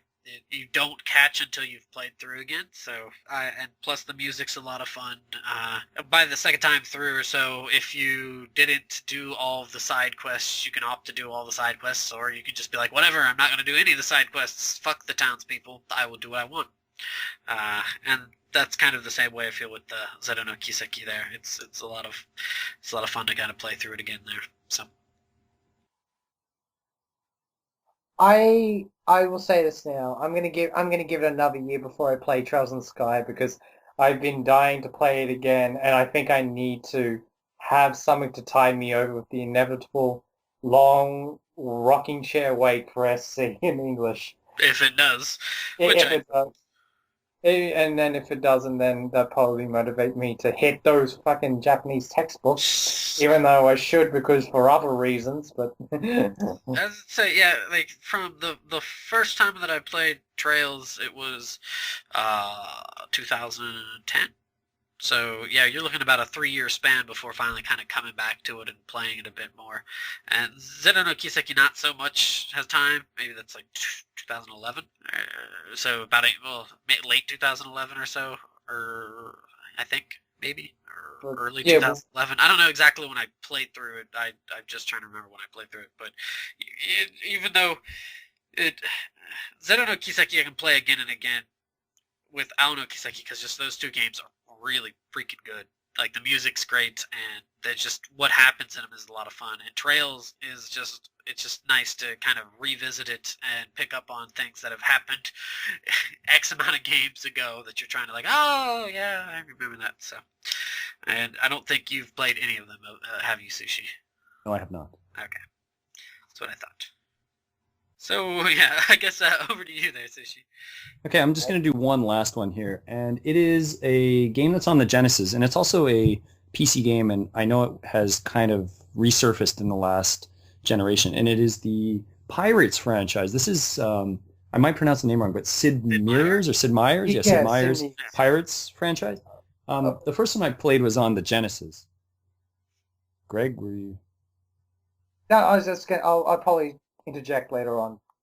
So continue. All right, sure. So the first one I played was on the Genesis, and man, I had no idea what this game was about. I was on that fix where Genesis games are kind of going out the door, and PlayStation and Saturn and N64 stuff was coming in. So a lot of these video rental shops were renting out games for a week for $1 and stuff. And so I found this game, and I was wondering, what is this game? I had no idea what it was, and I rented it, and I was like, oh man, this game's really cool. It's really neat. And basically it is just you living the life of a pirate. You get to choose a certain time frame that you want to start from and which nationality you want to sort of fight for as a pirate. And it's just really neat. It's set in the Caribbean. You get to get your own boats and you attack these different towns and you try to steal gold from other ships and plunder the towns. And you can get married. You can have all these different interactions with these governors and things like that, and you can get promotions, and you could essentially sort of become a pirate that's affiliated with 4 different nations. It's kind of hard to manage it, but you can do it. And it's a really, really cool game, and I don't know much about the PC game. As far as I know, it's a little bit older. I know they had some newer games that came out. I think 2K published them, and they were on, I think, the PSP, I think there was one. The Xbox, I think, had one, the old Xbox. And maybe the PS2. I'm not too sure about that one, but and I think PC had it too. It just had a great resurgence because I remember the old version of Pirates, but I knew of it, but I didn't play it. But then in the 2000s, just returned, on nearly every system you had. I was very close to getting the PSP version. I think I still might. Yeah. But yeah, I think the last one might have been on the Wii, if I There was one on recall. the Wii. Yeah, Okay, I might have to track that down. I had not played the new one, but I really liked the Genesis one. I thought it was a really cool game, and I would like to try some of the sort of newer ones now. yeah. There was probably other reasons why. I think I had the chance to get to play Pirates on the Mega Drive, but I was an Uncharted Waters kid growing up, and that game is massive. Especially the second Uncharted Waters game. You could play that game 6 different ways with 6 characters, and man, if you ever play Uncharted Warriors, you know that that game takes weeks beyond months to finish. Mm. So I was like, do I want to play another seafaring game? No. Not after Uncharted Waters, so. Mm. That's a really cool game, though. Yeah, sorry, go ahead, No, Taylor. I was gonna say I've never played Pirates, so Mhm. yeah. Yeah, I don't know how close to a lot of the historical stuff it follows, but they do have some things there that are sort of the historical fiction. And if you like anything to do with sort of pirate lore and history, you might really get into Mm. this kind of a game. It's kind of like Civilization, but as a pirate. All right. Yeah, which is very appropriate. Mm. So I guess then over to you, Greg. I have a game in the same vein as how Taylor, his reasoning for playing Trails in the Sky, and everyone should know this game because it's synonymous with, you know, my favorite, basically it's my favorite RPG of all time. That's Suikoden 2. I've been that 5+ times.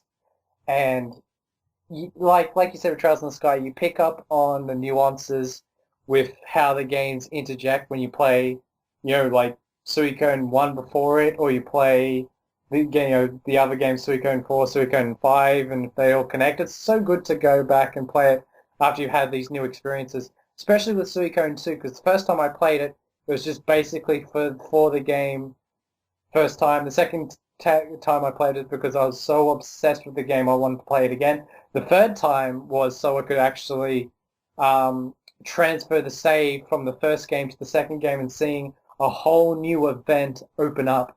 And then finding out that I played it a fourth time, that if you speed run the game, you can access some events that actually gets closed off in a certain time frame that no, they did not inform the gamer about. So I thought that was extremely cool.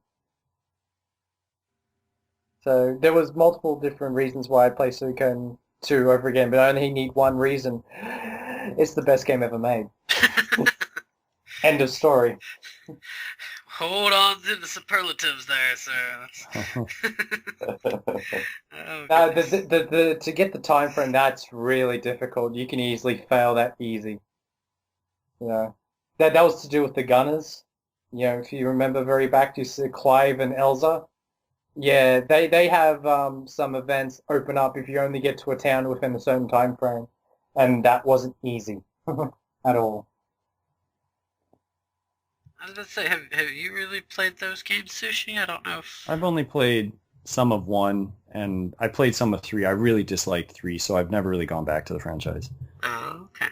I've only played 3 and a bit of Japanese, and I've read the entire manga. I really love the story of 3, so I'm looking forward to finally playing it when I set up my system to play import games. So. I had to do... I didn't have to, but I did an agreement with Anzi, a guest from a while back there. He and I had this thing going where I had to play Suikoden 2, but he had to play, I believe, Secret of Mana, I think it was. I could be wrong. Which is a really good agreement. Like, the best game on the PlayStation 1 and the best game on the Super Nintendo next to Terranigma. So. Yeah, and so, but how it kind of came down is I played through 1 before I actually went through 2, and I think that is good enough for me. Sometimes it is hard for me to come back to RPGs, and I know Suikoden has a lot of things going on with it. There are a lot of moving pieces, 108 characters you can interact with, or they can join your party for fighting or what have you, baking goods. I don't, but I as much as I really liked how just despicable Luca Blight was, and just how memorable that was, it after that the game really kind of peters out. I feel Uh, that after Luca, it kind of there are some instances, there are some scenes that are really really good, but as a whole, it is overshadowed by just the maniacal nature of Luca Blight. And while it's good that you get him out of the way so you can focus on these other characters, it just seems to kind of miss the mark for me a little bit, and it doesn't really. If I was to play through it again, it would just be kind of up until you fight, and which is what, about halfway, maybe a little bit less or so. Fight 60%, maybe. 60%. Okay. When you I fight Luca Blight, and then that works for me. So. I kind of disagree. How I envision this could be because I'm a crazy fan of the series. No, but I love the aftermath. I think it's very realistic how the events play out, how Luca Blight's no longer there. So you've got a group of people that wants to make the best of the situation. And I think they pretty much did what they could in that situation.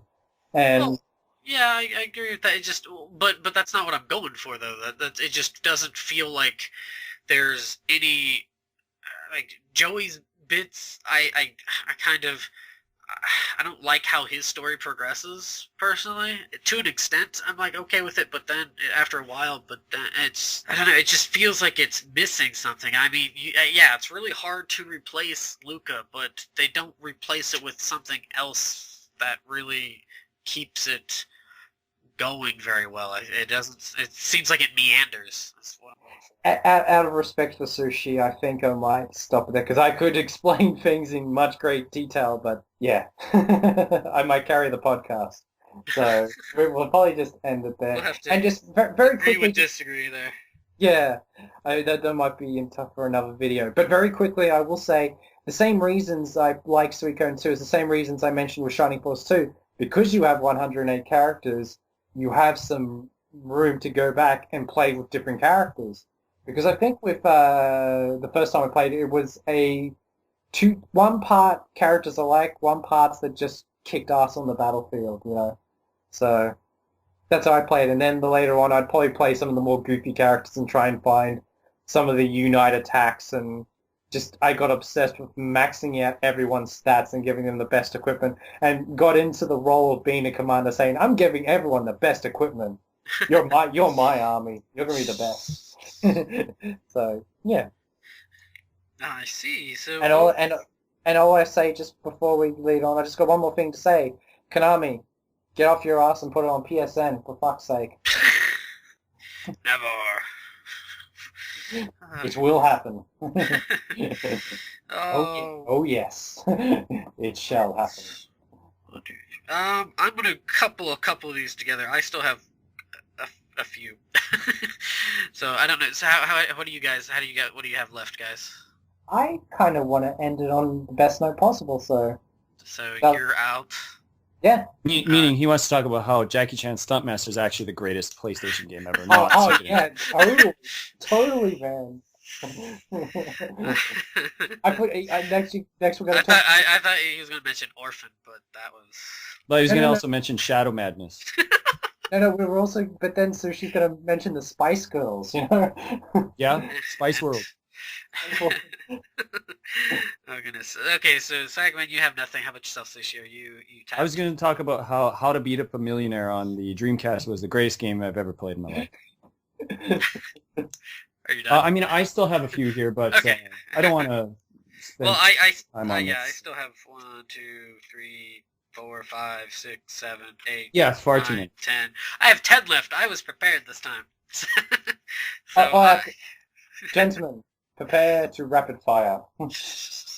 so yeah, I'm gonna couple 3 of these together because these are all on the NES and these are all childhood lovable memories. One, Fire and Ice, freaking yes, puzzle game, but I love that puzzle game and I will play it over and over again every so often whenever I get the chance. If you can find it for cheap, because unfortunately it sells on eBay for way too goddamn much, definitely give it a try. Another adventure one is The Adventures of Lolo. Puzzle one, I'm sorry. Puzzle one is The Adventures of Lolo. I like to go through, revisit those puzzles and play through them until I get frustrated and say, okay, I've had enough, and keep it at that. And then, and platformer, I loved, and I like the history behind the game, and that is Nemo, Little Dream Master. I'd like to play that through again from time to time, and it's just one of those kind of enjoyable games that's, even though it does get hard later on, but it's one of those that even though it's difficult, it's fun to just be like, okay, I got this. We're good to get through this, Nemo, and have a grand old dream adventure time kind of thing. So yeah, those three kind of come to mind. What a weird change from the graphic novel to that, though, hey? Yeah, seriously. But I mean, you gotta really remember weird. that started about the game came out. I mean, the cartoon for it was the drawing cartoon of it was what, 80, not 80, but 60, 70 years before Something like that. the movie came out, and then the movie came out and stuff. And I mean, the artist, unfortunately, I can't remember his name, but he has that really cool saying, you know, if you carry your childhood with you, you'll never become old. And so I like that. So yeah, definitely. If you have the chance and you haven't played any of those games, definitely try to give them a shot. If you've played Little Dream Master, try to dig up some history about it. It's pretty cool and whatnot. So yeah, over to you then, Sushi. Yeah, I'll just fire my last two here, and they're not alike at all. They are F-Zero for the Super NES. I personally like to go back to this game a lot. I don't think a lot of people would, just because it seems very archaic and old now, but I like looking at the sort of design of the tracks and stuff. I think it's really neat, and the Mode 7 in that is pretty stellar for its time. And the other game I'd like to bring up is something that's still available on the PSN, and that is Flower. Flower is a really, really nice game that is so simple in concept and in execution that it's something that you can just come back to every couple of years, and it's so calming and relaxing, and you never feel stressed when you play the game. There's only a handful of little things that can sort of kill you in the game, but it's a really wonderful experience. It is something you can play once and be done with it too, but I like to it's something just to come back to after a couple of years and just see like, wow, this is a really interesting and unique game and it's nice to see that developers are still taking some chances like this in this day and age of lots of sequels and just kind of taking each other's ideas. It's a really, really cool game. I will actually have something here. Very, very cool. Just a really good thought. It's a really good topic looking back on all the games that you would go back and play. And I've got to say this. In this day and age, ever since sort of the PS2 era, I've kind of never really gone into the swing of playing games again. However, when I look back at the games I replayed, they were games from the Mega Drive era. And like I said, I'm just going to rapid fire a lot of Mega Drive games that I replay, like Phantasy Star 4, Landstalker, Soli, Story of 4. I play those games tons. And Wonder Boy and Monster World, you know? I think because I love those games as a kid, but there's something about those games that have great replayability, you know, fun-wise, you know, just a lot of things. And like some people can accuse that of just being nostalgic, but they're still great games and they hold up today. So I see. And I guess I have a bunch of other ones, but the one I do want to mention, just a loving tribute to, is Doom. I seriously love playing that game, and that's one of those few games that bring on Nightmare. I don't care if zombies reappear or imps reappear every like 15 seconds. Bring that shit on. I am cool with that. Like, I was hella boss at that game as a kid, and I loved just going through it and beating the knee deep in the dead and just going through all of it, just beating just the whole game. Just the first Doom is just, I love it. And actually, I really like Doom 64 too. That's a weird one, but I love playing through that one too. Do you love the Screaming Banshees? Yes, I do. Actually, no, the thing in Doom, the original one that always freaked the hell out of me was the skulls. The skulls pissed me off so much because they were just... Yeah, those are the Screaming Banshee skulls.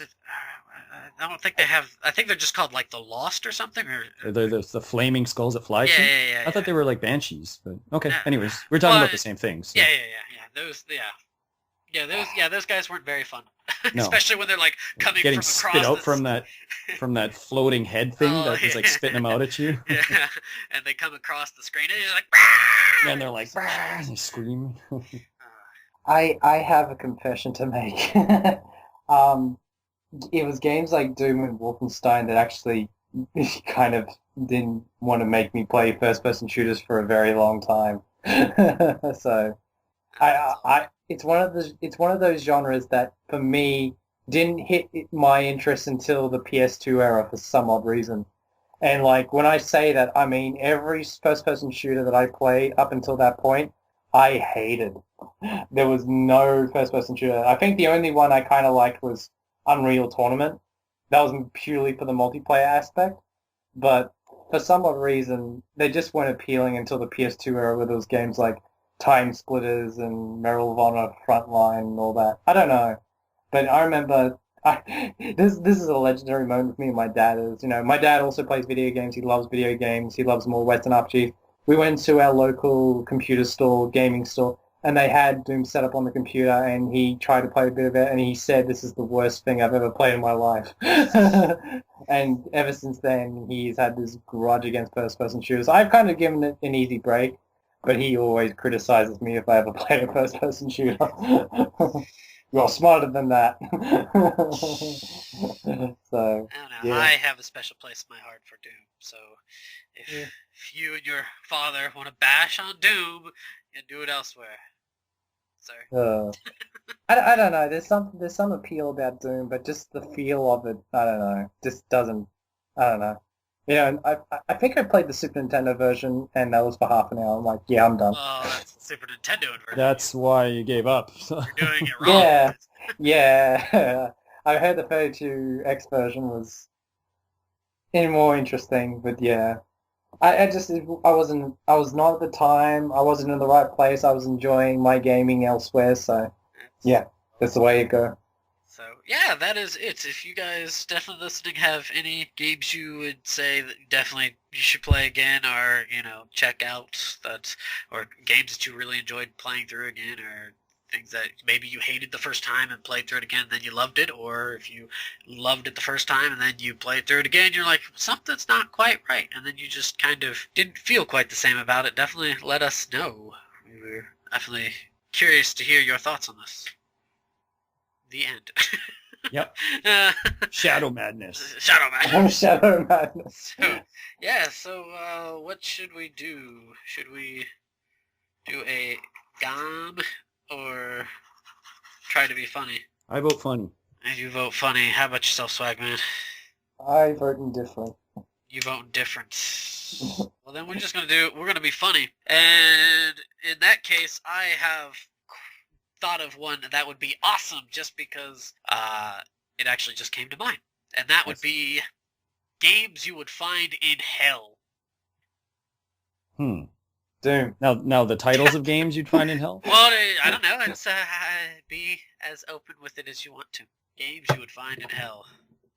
Well, mine's actually very appropriate if you love or hate it. Color a real dinosaur. Daikatana. And in the ninth circle of hell, gathered in brimstone, with searing laughter, the game mocks me, vagrant story. And then on the next hell is the slightly more, really, really poorly written, over, well, it's Final Fantasy 10-2. Nash's Silver Star Story Love Simulator. Wait. Are we going for real games or made up ones? Do what you feel like. And far off in the distance, I see a copy of Resonance of Fate, with many broken controls scattering around it. Sonic 3D Marble Madness Edition. Ooh. That would probably suck pretty bad. Hence why it's in hell. I see a pirated copy of Dragon Quest VIII Gaiden Prince Charmless Edition.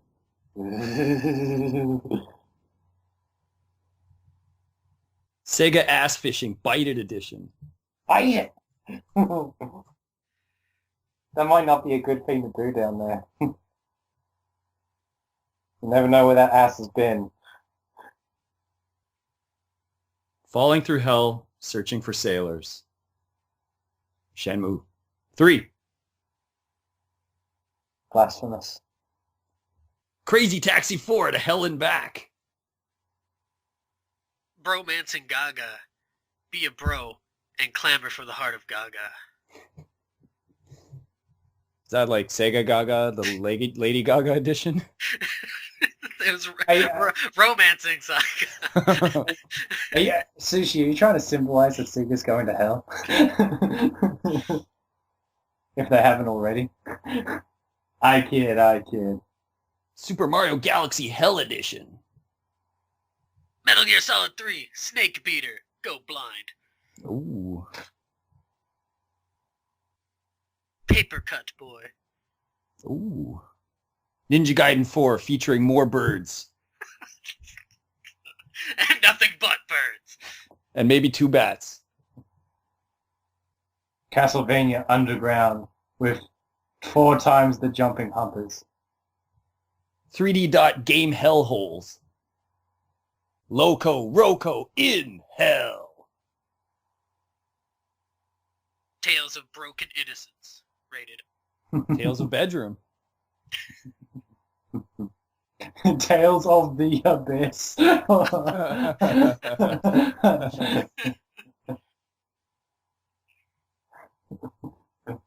I kid. I should finish that game. But preferably not in hell. Soul Flayer. SimCity Online. Oh, Ultimate 10. I was going to say Mega Man Legends 3, but... Here we go. Ultimate 10 Descension. Ooh. Descent. Diablo 4 Heavenly Body Edition, the reverse game. Gargoyle's Quest, The Homecoming. Did you say the Homecoming? The Homecoming. Home, Down. home, good sir. Demon Crossing, let's go to the burning. Drag Me to Tiger Heli. Fire Hellblum. That's terrible. Yeah. God, my brain just cracked on that.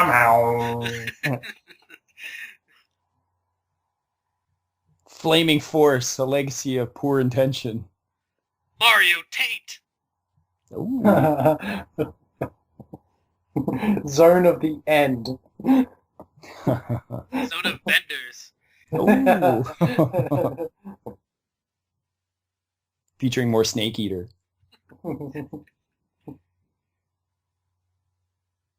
Tranny Turismo. Training Turismo. God hand job.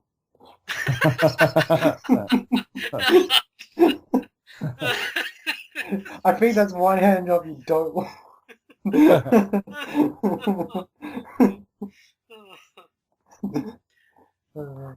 Yoshi's Byland. Oh. Just Altered Beast. Virtua Copperfield. Nice. Hey! Dragon Breast. Oh, no. If you're into that kind of thing. That's bestiality, so you'll be seeing you in hell, sir. Hey, I didn't say I liked it. I'm not going to heaven or hell. I'm just going to be going to limbo. Yeah. With my dark cloak. To the end of days. Star Ocean till the end of days. Eternal Dorkness.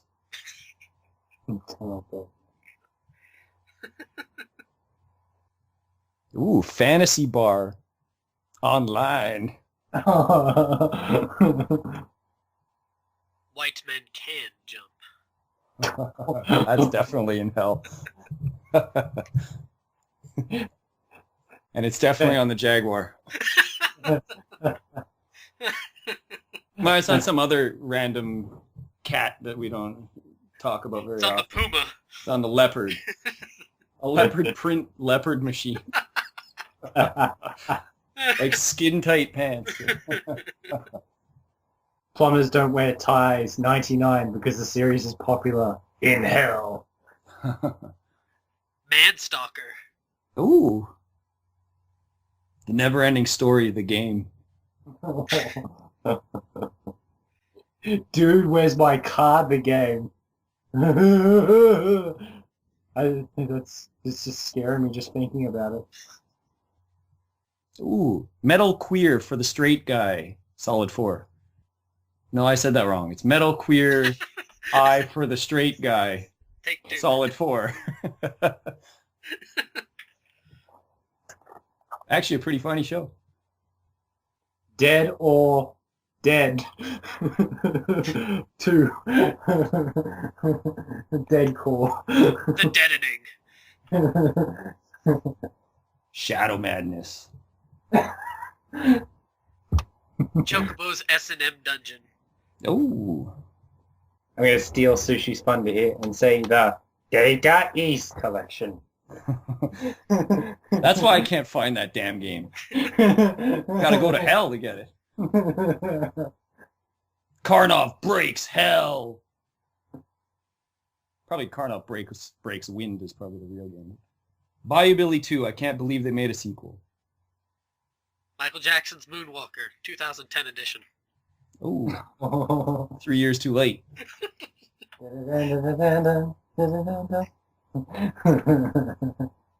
Harvest Moon. And when I mean moon, I don't mean the thing that's in the sky. I mean the thing that's behind the person when he bends down. So you mean Shadow Madness. So yes, you're harvesting ass. Thank you for clearing that up. I didn't quite get that when you said Harvest Moon. It could have been that you're harvesting cow carcasses, but hey. Trails in your eye. Shadow Farts from the New World. The Bard's Pale Ale.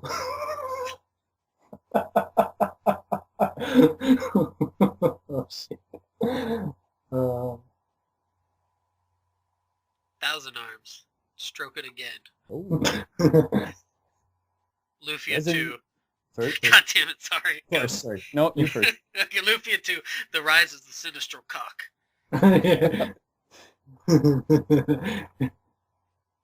Resident Evil, the zombie gangbang party.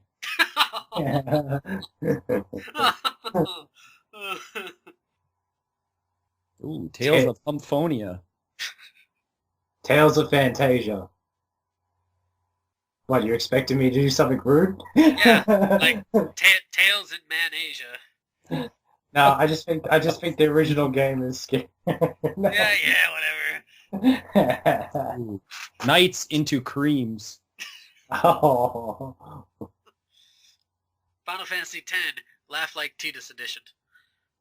Sonic PD Blast.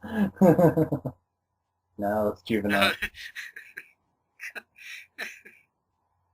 Sonic ED. Yeah, I was going to say ED.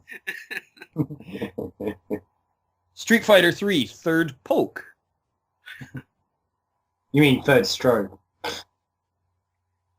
Street Fighter Alpha Male 3. Streets of Raging Hormones. Ooh.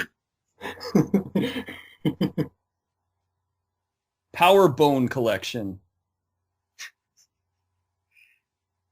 Space Harassment. Rhea.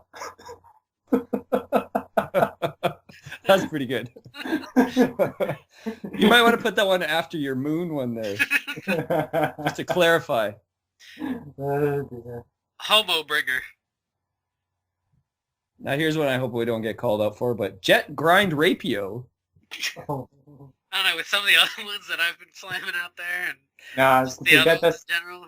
Mind you, people, I am not sexist or homophobic in any way Yes, we're whatsoever. just saying the stupidest of stupid things, so please bear with us. And make fun of us some way. well. Yes. I won't leave you on the call because there was one I was going to say, but I thought it might be a bit untactful, and that was syphilis feed. Ooh. Oh man. Yeah, some joke. East 3, Brothel and Felgana. Ooh. Is that when he returns from E7? He's got a collection of East girls just to say, hey, let's get in line. Dragon Quest 4, Chapters of the Chode. Chapters of the Chud. Chet? You talking with science? Mega Man Sex Collection.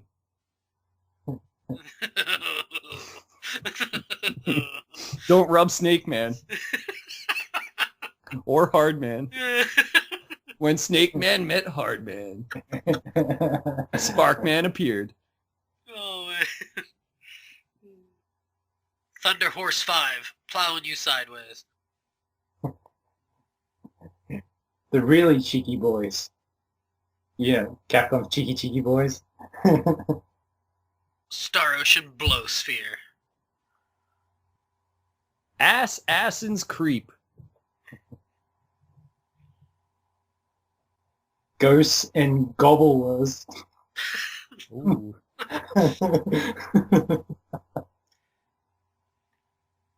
Custer's Revengeance. Tactics Ogre, let us be flung together. Holy Magic Century. What? That's another legitimate one. Always known as Quest 64. Another game produced by 989 Studios. Chronic Trigger. That one might be a big hit.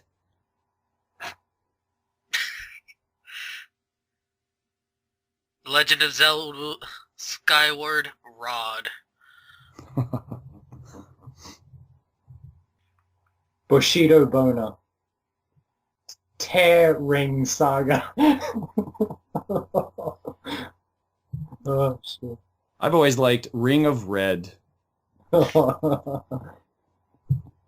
King's Quest for Love. And a glove. See, I was about to say, he's like, oh, that sounds so sweet. Why don't they go and help? With a glove. And Sushi just did it.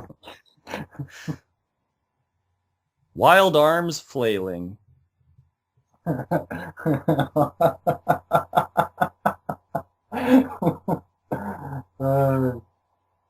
Warcraft 2 Beyond the Dark Porno. Virtual on top. The Elder Skanks, Mellow Wind. I don't think I could do that one. Oh, God. Alright.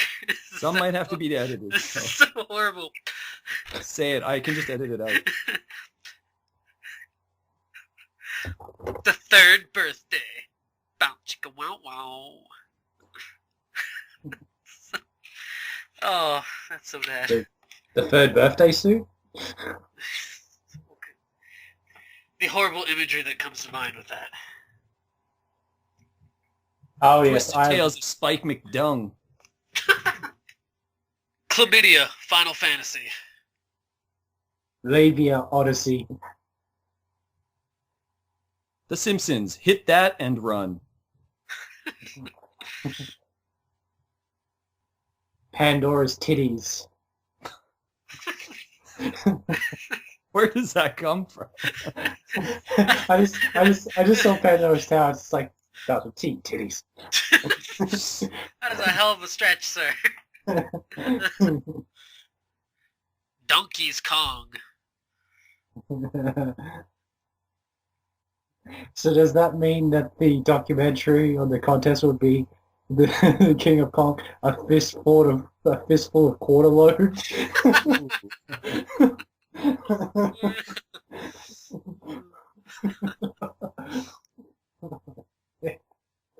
Oh dear. Nah, that's a pretty rough one. The Legend of Zelda Diminish Cap.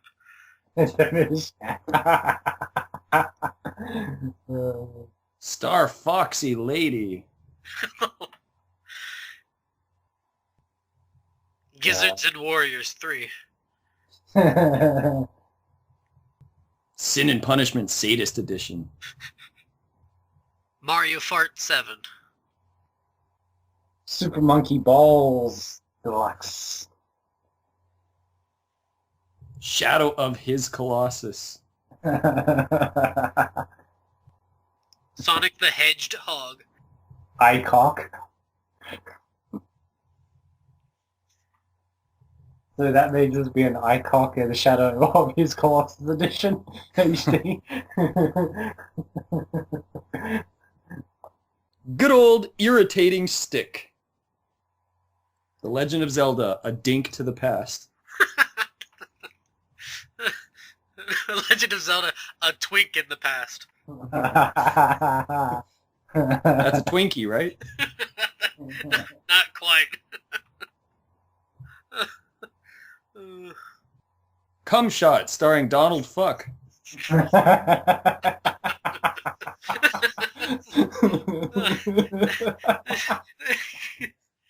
Oh, God.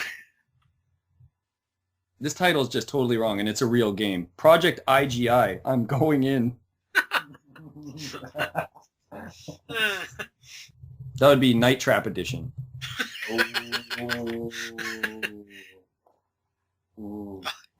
Evil. Dragon Quest Swords. You mean Dragon Quest Crossing Swords? And its sequel, Dragon Quest Rubbing Swords. Outbum 2006, Coast to Coast. You know, I was thinking of one for Outrun. One was going to be Outrunning, which is pretty gross. Ninja Guided In. Cruisin' Darfur. Sushi, you mean to say Ninja Gaiden? Oh dear, I bought the 80s back. And it's awesome! Capcom versus SMN. The Millennium Edition. On Dreamcast. Sega Sports Talk Baseball 2014. Fuckers Mega Mix. Drag On Quest. Tales of Not So Graces as Fuck. What? I should say Tales of the Not So Graceful Fuck. Going off Tales of Grace is that. Fuck. Think we might have tapped this one. Yeah, maybe. Pretty good one, though. We did have Little Nemo the Cream Master as well.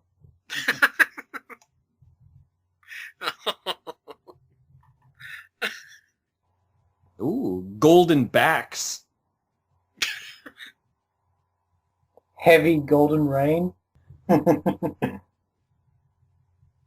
about Coming Heavy Rain? Ooh. Anal Infestation. Ooh.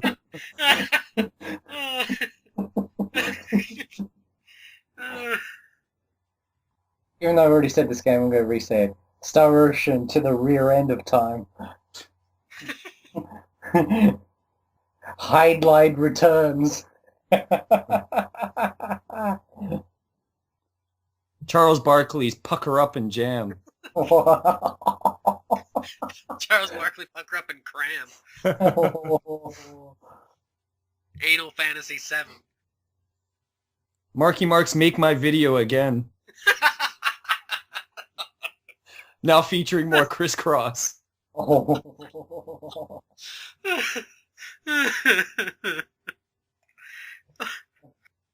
Billy Hatcher and the Giant Greg.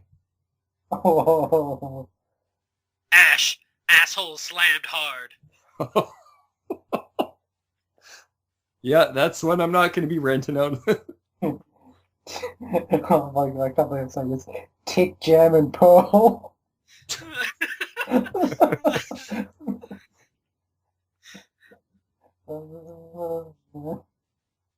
Shining your holy ark. Oh,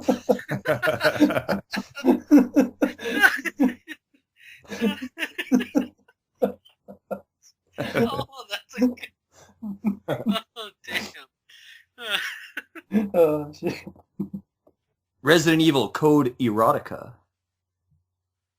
Far East of Eden, where Adam met Steve. You might have to have an Adam and Eve and an Adam and Steve edition. Breath of Liar. No, sorry, of course, right? No, go ahead. Mine's not that great. Breath of Liar. Yeah, you're right. That wasn't that great. I don't think mine's that much better. Blast Her Master. Brain Age. Train your purple helmet in minutes a day. Police Snort T. I thought it was better than Snatch Her. I like Snatch Her more. Snatch Her. Actually, no, I was actually going to be Snatch Hers, but then it's like Snatch Her. Ah, that's better. No, but it's not. It's horrible. It's better for the context of the thing, Greg. Jesus. Captain Skycock. Guys of Arcadia. Asshole of Illusion starring Mickey Louse. I was trying to think of one and you just nailed it.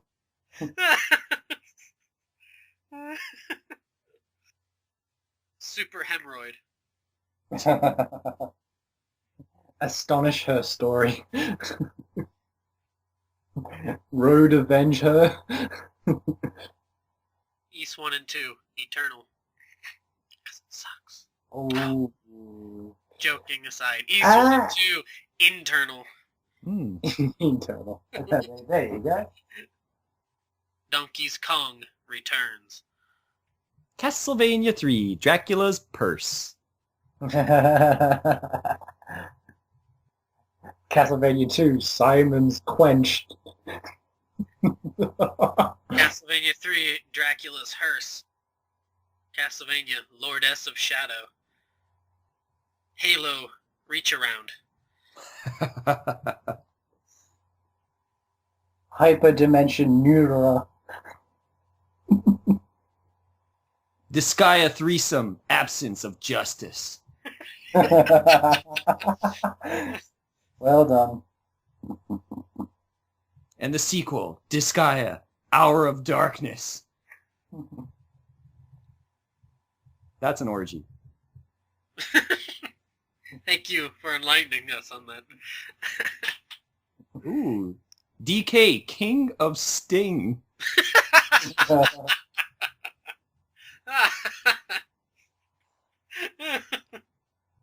Super Smashed Brothel. Melee. Fire Emblem, Marth's Sacred Stones. Ooh. Dr. Mario, the Gyno.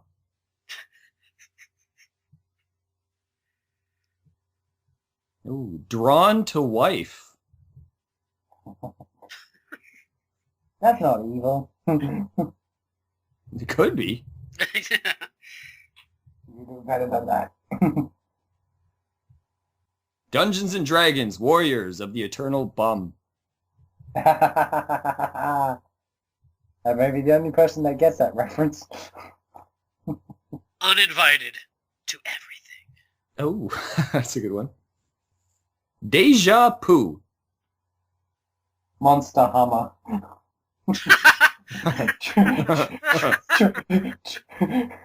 Try. Flash Backside, A Quest for Identity.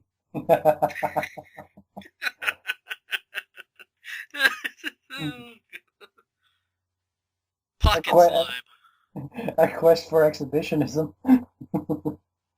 Narc, not a regular cock. Followed by F-Zero maximum velocity. Cockwork night. Fatal came. Waku Wanker 7. Turninator. Mire and Lice. Sexmen versus Street Flaunters. Adventures of... No, you did what? Not so like Crusader. JoJo's Bizarre Sex Adventure. Flayman. Ow! No Kiseki. Ooh. Klonoa, Empire of Reams. Landstalker, The Butthole Treasures of King Hole. Radiant Silvercum. Ikaruga! Aluga! Okay, I think it's time to slam this door shut. We've been coming at this for way too fucking long. Probably, yeah. Whew. Yeah, shut her down. So, okay, so thank you for listening to our horribly offensive and very, just very dirty, trying to be humorous segment. If you have some of your own games of hell you would like to throw in there, please let us know. Yeah, and we do apologize if we offended anyone. I won't say that as quickly as Greg, but yes, we did not aim to insult or offend, just trying to attempt to be funny, which sometimes crosses the line. Yes, so make fun of us all you wish. Exactly. And it's a clear, not that hard. and it's a clear indication we need to grow the fuck up. Yes. Just a little bit. Nonsense. So, yes, thank you for listening. If you definitely have any other games that you would recommend people to play through twice or even for the first time, definitely let us know. So, thanks for listening, and have a good day.